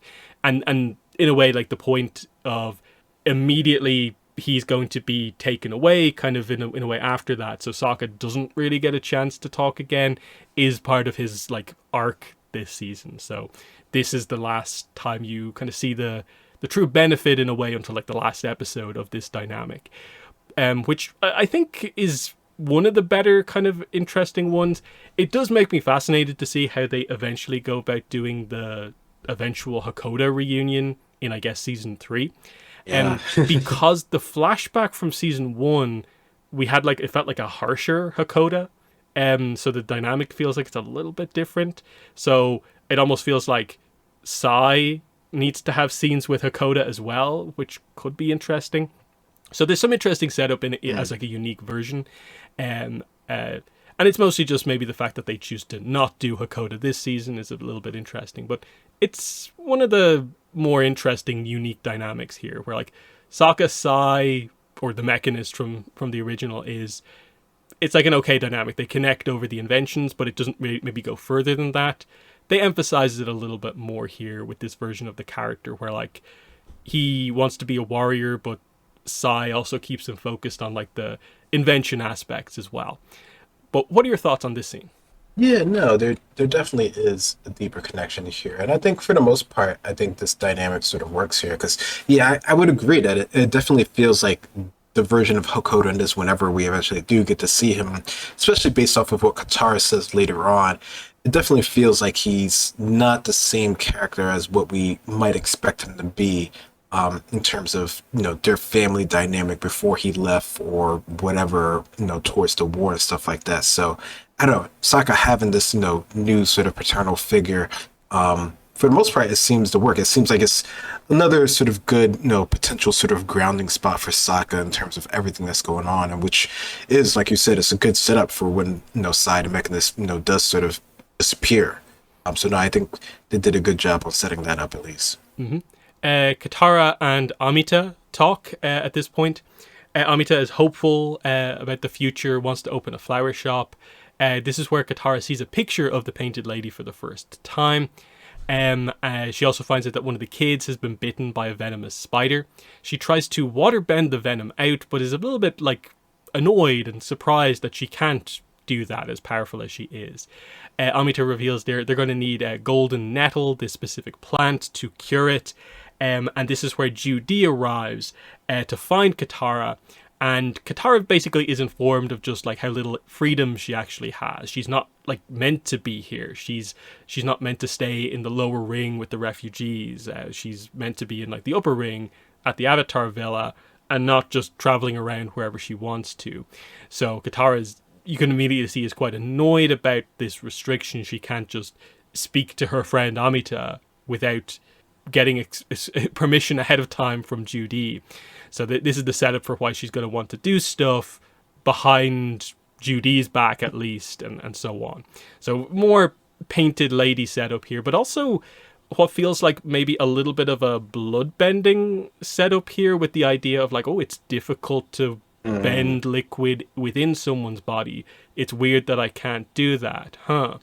But also it is a setup for, the Earth King is a gardener in this version. He has these golden nettles, and this will be the big moment in a way, setting up some of the later stuff as well. So it ends up doing a lot for this version of the show. I think Amita as like a completely original character is actually like fairly nice to show, kind of as like a refugee character. But what are your thoughts on this scene? Yeah, no, I think overall I like Katara's interactions with this character, and you know they do a good job of setting things up in the future with this.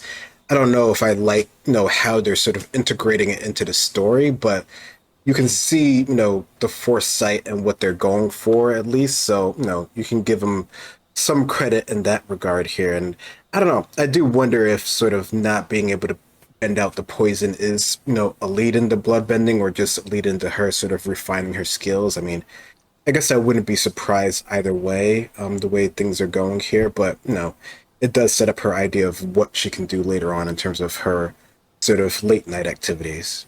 Then the team is given fancy clothes ahead of the party, and they kind of prepare. This is where Katara reveals to the rest of the group she was asked to join the Kyoshi Warriors, which kind of shocks Aang and Sokka for, like, I guess different reasons. Aang, that like, oh, Katara might leave the group, and Sokka for more of the, oh, you talked to Suki about something. I didn't get a chance to talk to her about stuff.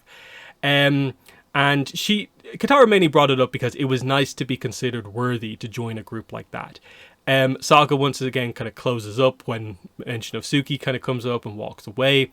He notices the water symbol on the wall, which features the moon, and that's kind of part of why he kind of closes up, because it's the Avatar Villa. Of course, it has other symbols in it as well. So we just continue that kind of idea again of he hasn't opened up, but he will open up. It's just it won't be to Suki, is sort of the idea here. So yeah, it's an interesting one here. Again, this is one of the ones where this is technically like a different scene compared to what this is in the original, the setup for the party. They don't do the whole Toph teaching them about manners and like, oh, only Katara will be suitable for this. It's just instead we go for the I was asked to join the Kyoshi Warriors kind of setup, which is somewhat interesting. But yeah, what are your thoughts on this scene? Yeah, I think it's it's a nice sit down moment for the group overall, and Tough does do a bit of explaining about sort of how things work and how to act in parties and stuff like that. But I think the idea that they all have the fancy clothes and that they're all sort of invited, negates some of the sort of sneakiness and sort of action bit of getting into sort of the king's palace and the king's party here, which it was a fun bit before, but maybe it's not necessarily needed here since they're all sort of aware here and they were sort of guaranteed into the city as being part of the Avatar's retinue here. So they're all at this sort of like higher societal level compared to where they were before, where they were all considered like basically like peasants, which they are, but right now they're seen above that sort of station here, mainly because of Toph, of course. So no, I think for the most part this sort of works here, just to sort of them having this discussion and getting some of the insecurities out there that will be brought up later on. So it is a good setup for issues that they do have later on. So they all get into their fancy gear and head to the party. Judy says they have to head in pairs, so it's Aang and Katara and Sokka and Toph. The main thing here is just that we get Aang saying that Katara looks nice, and we just have a bit of an awkward kind of romantic kind of style moment here as they kind of head into the party. And we just get a kind of montage here of just kind of the group being sort of like taken aback by what high society is like, combined with the whole idea that the high society also doesn't talk or doesn't know about the war, depending on the person. Then we get this show's version of General Sung coming in and basically stopping Aang from talking too much about what is happening, but she then refuses to particularly talk to Aang about all that much. Obviously, later on, we'll find out that it's because she herself is being careful to not say too much. She's actually on Aang's side here and is kind of stopping him from getting into trouble here. So it's a bit of an interesting one here. Obviously, this show's version of General Sung is a lot more competent than the one from the original. But overall, I think this is a pretty solid scene in terms of kind of what they get across here. There's just like a nice montage of what everyone kind of encounters, and we do more of this as we kind of go forward as well. But what are your thoughts on the party?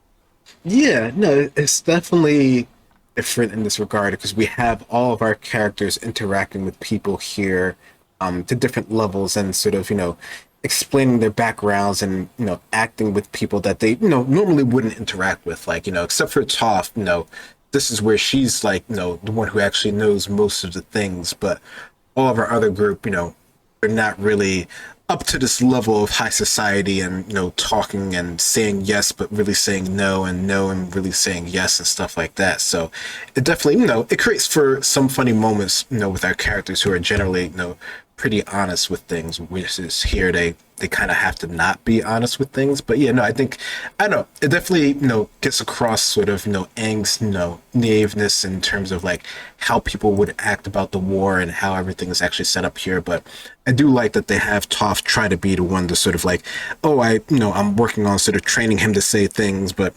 he's not really listening yet. So no, I like that they have that little dynamic back and forth here, with Toph in general, just like her earthbending training and her sort of like, high society training. Sokka meets Professor Zay after these kind of noblemen try to get Sokka to drink cactus juice. Zay steps in, warns him about what it is, and then we see that Zay and Sokka immediately begin to get on. Zay wants to do like the traditional water tribe kind of greeting here because he's a professor of anthropology, so they immediately strike up a kind of fast friendship kind of here, talking about things. And again, now we have someone who knows stuff around the city as well. So this is this show's version of Professor Zay. Again, we don't meet him at the Misty Palms Oasis. We meet him here in the city. This is the city where his university is, so it's a reasonable way to do that. But yeah, what were your thoughts on Zay's introduction here? Yeah, it's weird because his introduction and a lot of the other scenes we have with him, I think is pretty cool. Like, I think it's, if you have to have him, earlier in the story here and have him based in the city, I think, for the most part, the character, the actor, and everything like that, it works pretty well for me. I think it's sort of unfortunate where they sort of end up with him, and then you sort of don't like him by the end of things. But I think that's a good job of setting up his character overall. Next, we get to Jet and Ko stealing the supplies. Zuko gets the medicine. This is where he spots the blue spirit mask and obviously takes it. There's a bit of a conflict over the idea that Smellerby wants to take more food to feed everyone, whereas Jet clearly came up here with the idea of just getting food for themselves, basically. So he doesn't seem to care about anyone else on the ferry, just themselves. So like that feels like it goes against some of the freedom fighter aspects of things, and it's just very kind of self-serving here. But that's the setup here. So yeah, it explains the blue spirit mask and a bit of a conflict that there now is between Jet and the rest of his team primarily. But yeah, any thoughts on this scene? Yeah, I don't know. I mean, it's you really just have to buy in that this jet isn't really, for the people anymore. Like he did that, and he's sort of trying to leave that behind because of everything that's happened before. And it just, until you know the extra context of things, it just, it feels off if you have any sort of idea of how Jet's character normally would act here. But I do like to see that, Smeller B and, Longshot are sort of still about sort of helping other people. Next, Toph gets approached at the party with multiple marriage proposals. Because again, she is a Bei Fong. She's not really been told about a lot of these and doesn't know exactly how to handle it, but she knows high society, so she kind of manages to kind of get out of most of these situations. We cut back to Sokka and Zay. Zay is quizzing him about the Southern Water Tribe, then gets us talking about like, oh, you spent time in the North. What way does their leadership structure work? And he mentions like the spiritual leaders could be female. Any information there, which is basically talking about UA. And again, Sokka kind of clams up, and in the middle of the party, it feels like it's going a little bit more than just not wanting to talk about it. He's really having a borderline kind of panic attack about like how much he has not talked about this, basically. We see that Katara finds some golden nettle from the king's private garden. She tries to take some, but Judy is watching. This is where we basically get the tale of Toph and Katara here. Toph doesn't want to make a scene over these girls kind of like insulting her. This time over like, oh, they only care about you because you're a Bei Fong. But Katara can't stand by and uses her waterbending to mess them up with their drinks. She also calls Toph her friend, which I guess for Toph, this is her first time anyone has just directly called her that. We do get the line, we went through a lot to get here. How could we not be friends? And in this version of the show, that feels like, what does that mean? Just because we've skipped over stuff so quickly, like, was it really that much of a journey to get here? It's basically just the Serpent's Pass. And then, yeah, Toph says that, oh, I've been mean to you. Katara just says that you tell the truth in a mean kind of way. And yeah, this reminds Toph of who she is. So she's going to take this approach with Aang to confront him. And we'll get to that in a second here. I think most of this stuff is like kind of fine to set up some stuff. They're emphasizing the Bei Fong pressures with Toph. I'm glad they are going to get Sokka opening up about the UA thing here, because the scenes of him just stopping talking about it are getting a little bit repetitive, as much as it's a nice arc that they're trying to do. And then, yeah, the inclusion of at least somewhat of the Tales of Bossing Say with Toph and Katara is pretty nice. So I think these are okay scenes, but what are your thoughts? Yeah, I think, they're nice vignettes to show our characters interacting in this new environment and how it's going to play back to their sort of individual stories. I mean, it's not that much, but it's like just enough that you can see that there's bigger things going on if you've been paying attention to things. So I don't know. I think for the most part it works. Some of them, feel like a little bit sort of quick, and the idea with, like you said, with Katara and Toph, It does feel like there's not as much of that sort of camaraderie yet to really sort of warrant, sort of them being that sort of close, really. But I get the idea of what they're sort of trying to go for, but again, we have sort of extra context there. Yeah, like this one in the original, by the time we get here, has the whole like I carry my own weight kind of plot point from like the chase, I think it is. So that adds to it, whereas we don't really have that here. But anyway, she confronts Aang. Toph does. She slaps the food out of his hand, kind of goes at him about the situation. You know, she's done all of this to try and teach him. He says he'll work harder. She quits. He counters with like how, you only shout at me. How am I meant to learn from you? And they go back and forth. She calls him a bunch of names, eventually calling him a half Atar, with the idea that like, oh, maybe you'll only ever learn air and water. And he gets frustrated by this and randomly earthbends when he kind of confronts her. So he has held his ground against her in this argument, and he's kind of unlocked the earthbending here. This is one of those ones where, like, I get why they maybe didn't want to have a CG scene with a saber-toothed moose lion cub, full-size one. But this feels very, like, I don't know, like manufactured to kind of get to the same point. The original episode still presents the idea that the significant part is like him holding his ground against Toph, and not as much, the beast.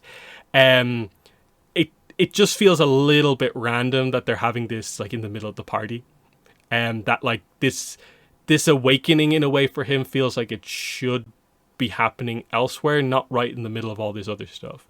But it's mostly, I think, fairly okay. But what are your thoughts?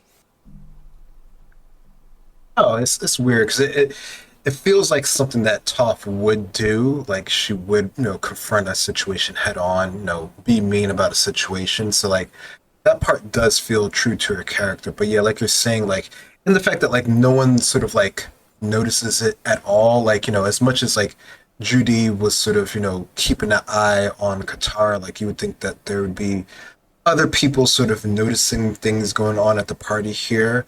So yeah, I don't know. I mean, because it like it works in the moment, but think of it in sort of like the scope of just this series is like, maybe there could have been another way that you could have done that to get him this, because it doesn't feel like he's like, that frustrated at the party or anything like that. I don't know. Maybe it is because of not being able to talk about the war. So I don't know. There's ways that maybe it could have been done a little bit better, but again, we're sort of speeding everything up because of how the structure of things are.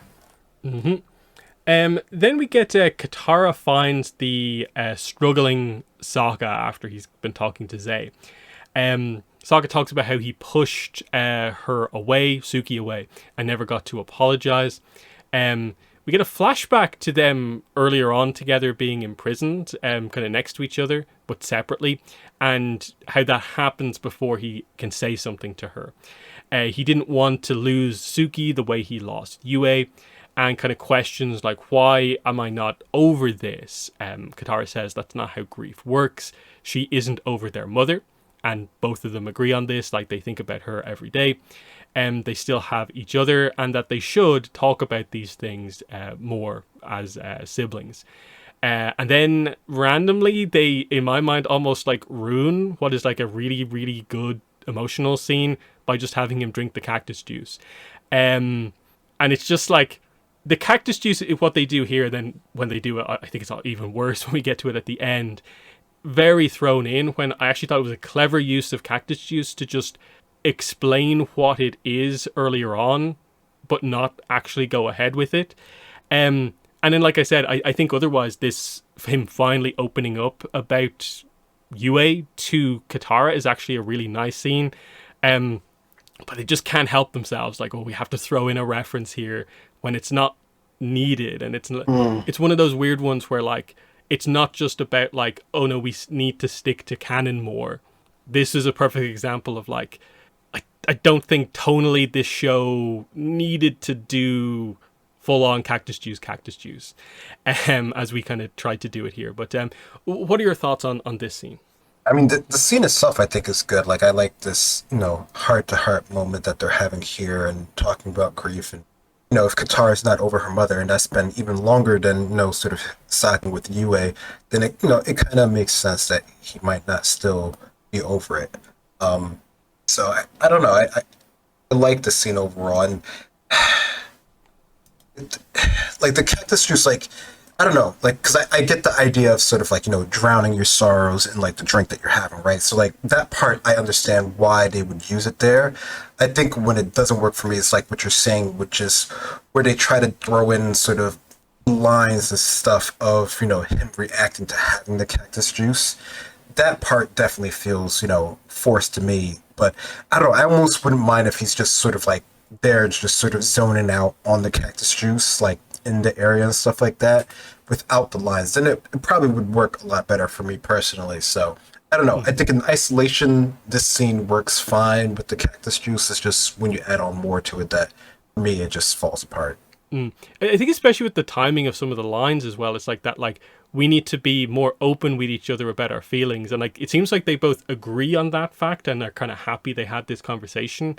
And so for Sokka to then immediately drink the thing he knows will prevent him basically from doing that is just a weird tonal thing. But anyway.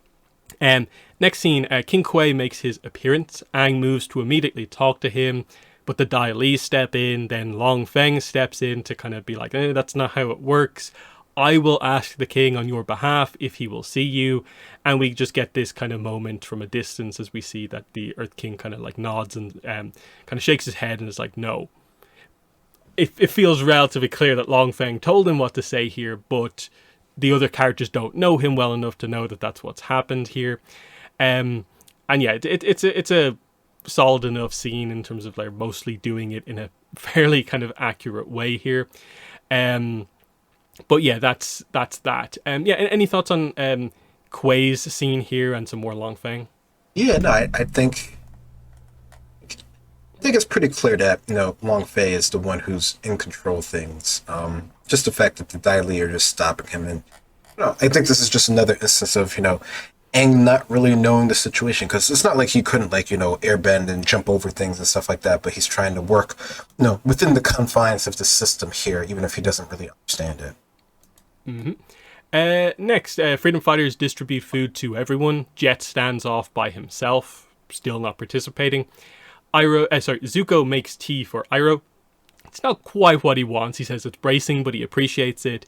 Iroh says that he thinks Zuko looks different, and it's clear that Zuko liked kind of helping out people on this kind of little mission with the freedom fighters here. So it's just a bit of a setup scene for like why he's going to take on the role of the Blue Spirit, is to help people, because this is where he kind of properly did it for the first time.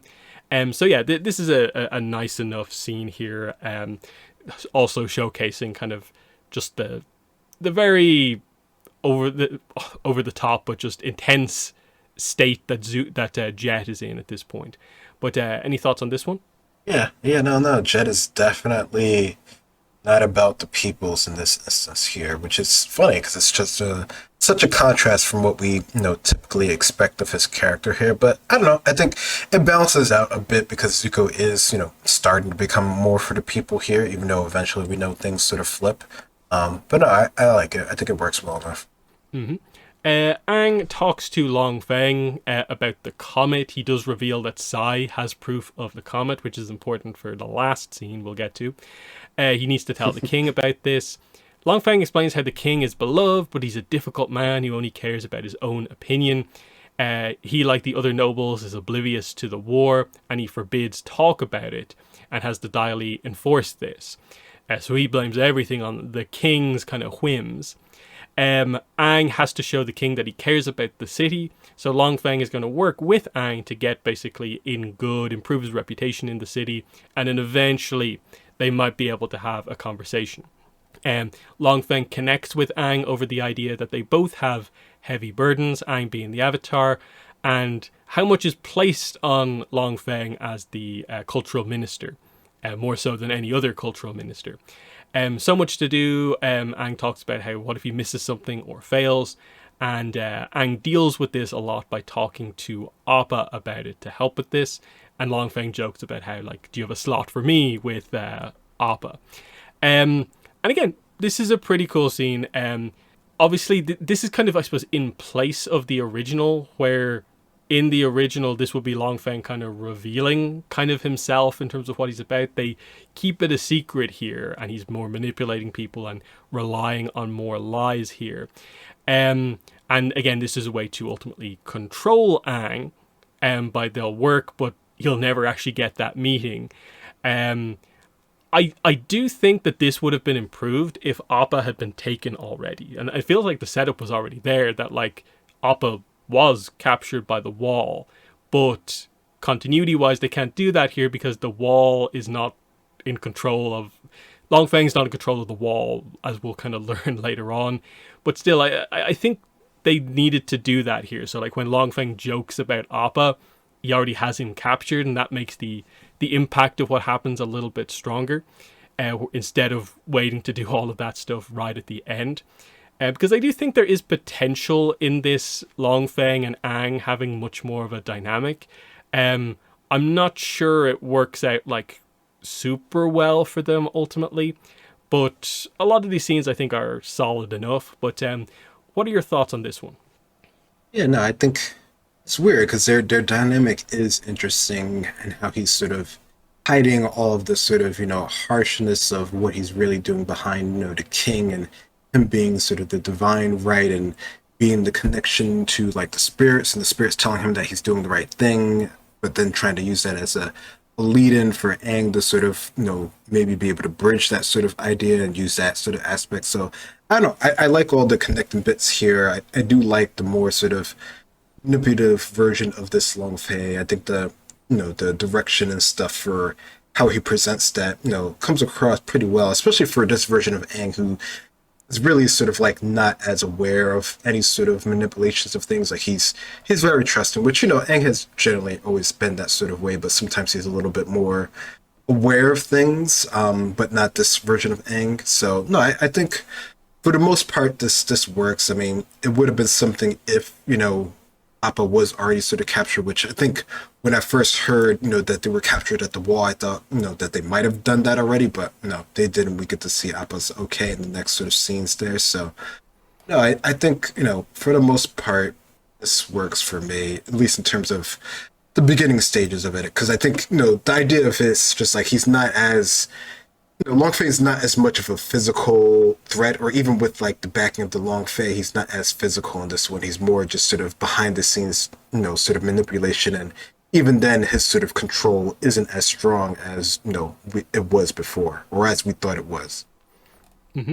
Next, Katara as the Painted Lady leaves the golden nettle with the girl. So the reveal here, and this comes up later on, is that she has stolen this plant from the king.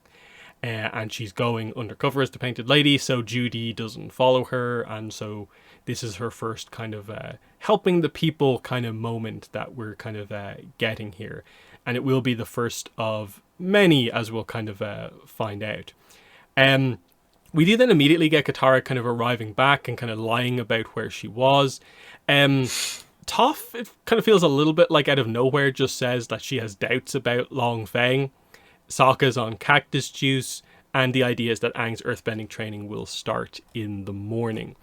I mostly point out the Toph mentioning about Long Feng bit just because we get into some arguments between the team that are quite intense later on, and it does feel like they just didn't really set up a lot of like what the other characters maybe like issues maybe like are with him. In that there's no clear-cut reason to be overly suspicious, I think, of him, more so than like anything else kind of going on here. So it's just a little bit of a kind of weird one there, because they don't seem to be going for the idea that kind of Toph is kind of like a lie detector in this version of the show, based on the way they do other scenes. So it doesn't seem like that ability is in play. But what are your thoughts on these few scenes here?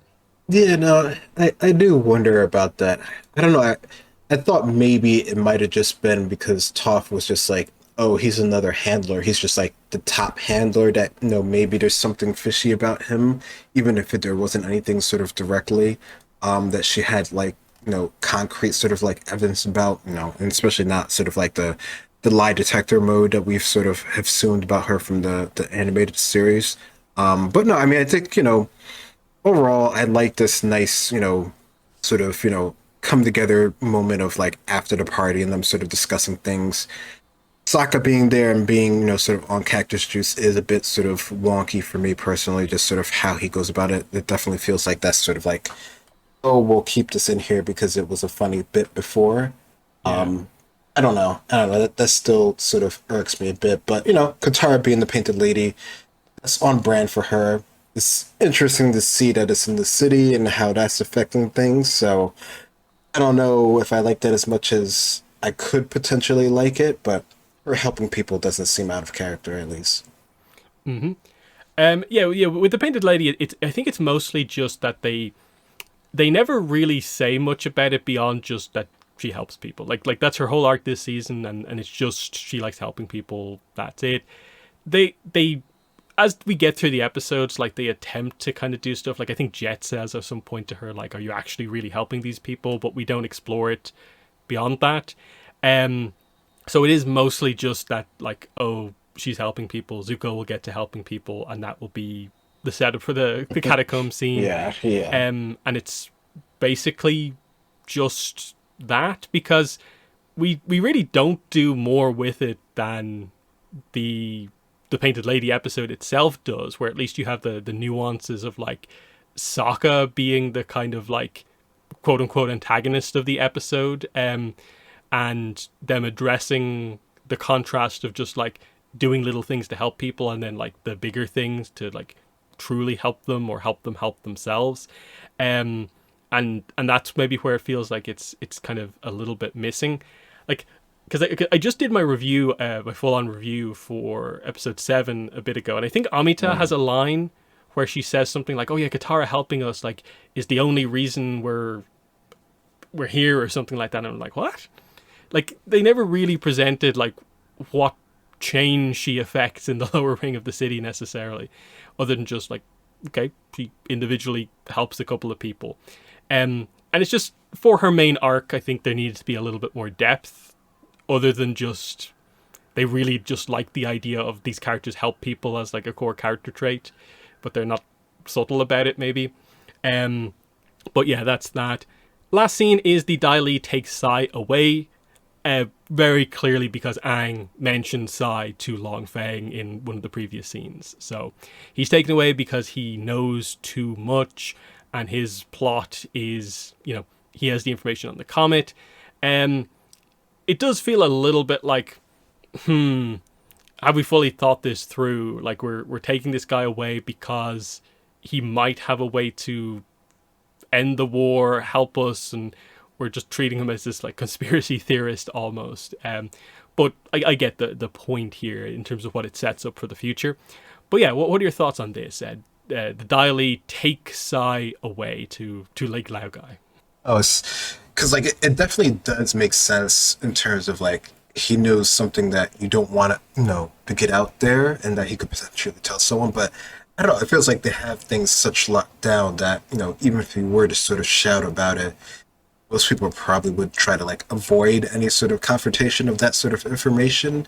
So I don't know. And he's like, okay, I'll go with you, but then eventually he's like, immediately shackled. So like, no, it's definitely a weird setup, and like, I don't considering how we're sort of thinking Long Face like a thinking sort of conniving type of person, like someone would notice him, especially since these are the avatars, retinue and people and stuff like that. So they would notice that he's sort of gone there.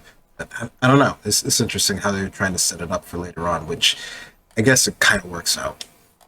Yeah, that's the episode. Like it is interesting. I think like for the most part, like the first 3 episodes, like it's pretty solid.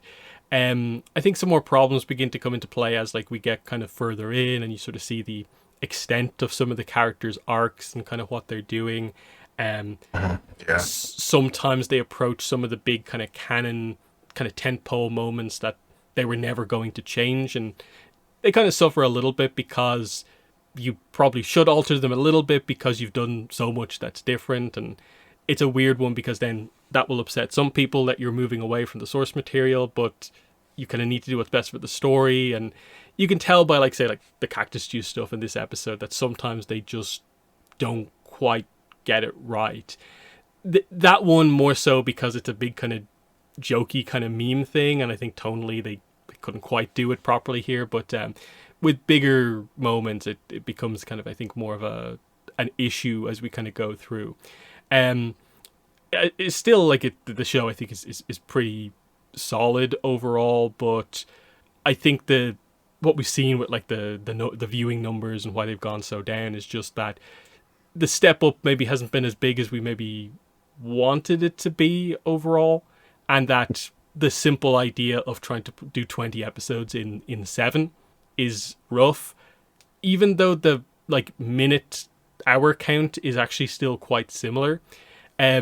You really notice that there's a lot of scenes where, like, this is an adaptation of this scene, but it's like 20% longer, but it's not like 20% better. And so like it kind of feels like the show not wastes its time, but like is not like careful at times maybe with its time. But what are some of your general thoughts 3 episodes into our kind of review series here? Yeah, no, I understand that sort of sentiment where, like, there's individual scenes that sort of work well with what they're going for, but then, there's added bits here and there that either reference the original show that feel, out of place, or even some of the lines. I think, Toph, for as much as her character overall is, well liked, in the original series, and they transplant her pretty well in this one. Even she has like some lines that don't feel like they have the bearing that they would have in the original one, which I don't know if that's because we don't get as much time with her, or because of how everything's sort of so sped up with her character, or just the show in general that it doesn't have as much of an impact, or maybe it's just because of where they do different things, which might be because they just are limited in the scope of what they can do. It just sort of falls flat sometimes. So I don't know. I can understand why people definitely wouldn't be as into this as they were with the original one. I think, first season, it definitely had sort of the idea of like what they're going to do with this, how are things going to translate. Maybe this isn't perfect, but it's leading us somewhere. Whereas here we're sort of, we know where they're trying to go for, and it definitely feels like they've, adapted it in ways that, I don't know, it feels like it's just very sort of fast paced with what they're going for here, which I think that's just sort of element of the medium and what they have to do with it. Mm-hmm. But yeah, we'll attempt to do more of this, but everything is suddenly happening really quickly. Of course, we're of course going to prioritize like covering the movie and like kind of Comic-Con stuff over this, so there might be a little bit of a gap before we get back to the remainder of the episodes, but we won't forget to do it. But it's just interesting that, like, yeah, they gave Netflix Avatar like 2 weeks in the spotlight before they just went, we're going now, which is kind of funny. But yeah, that's been the podcast episode 307. It's been myself and Greg. Thanks for listening, and bye. Bye.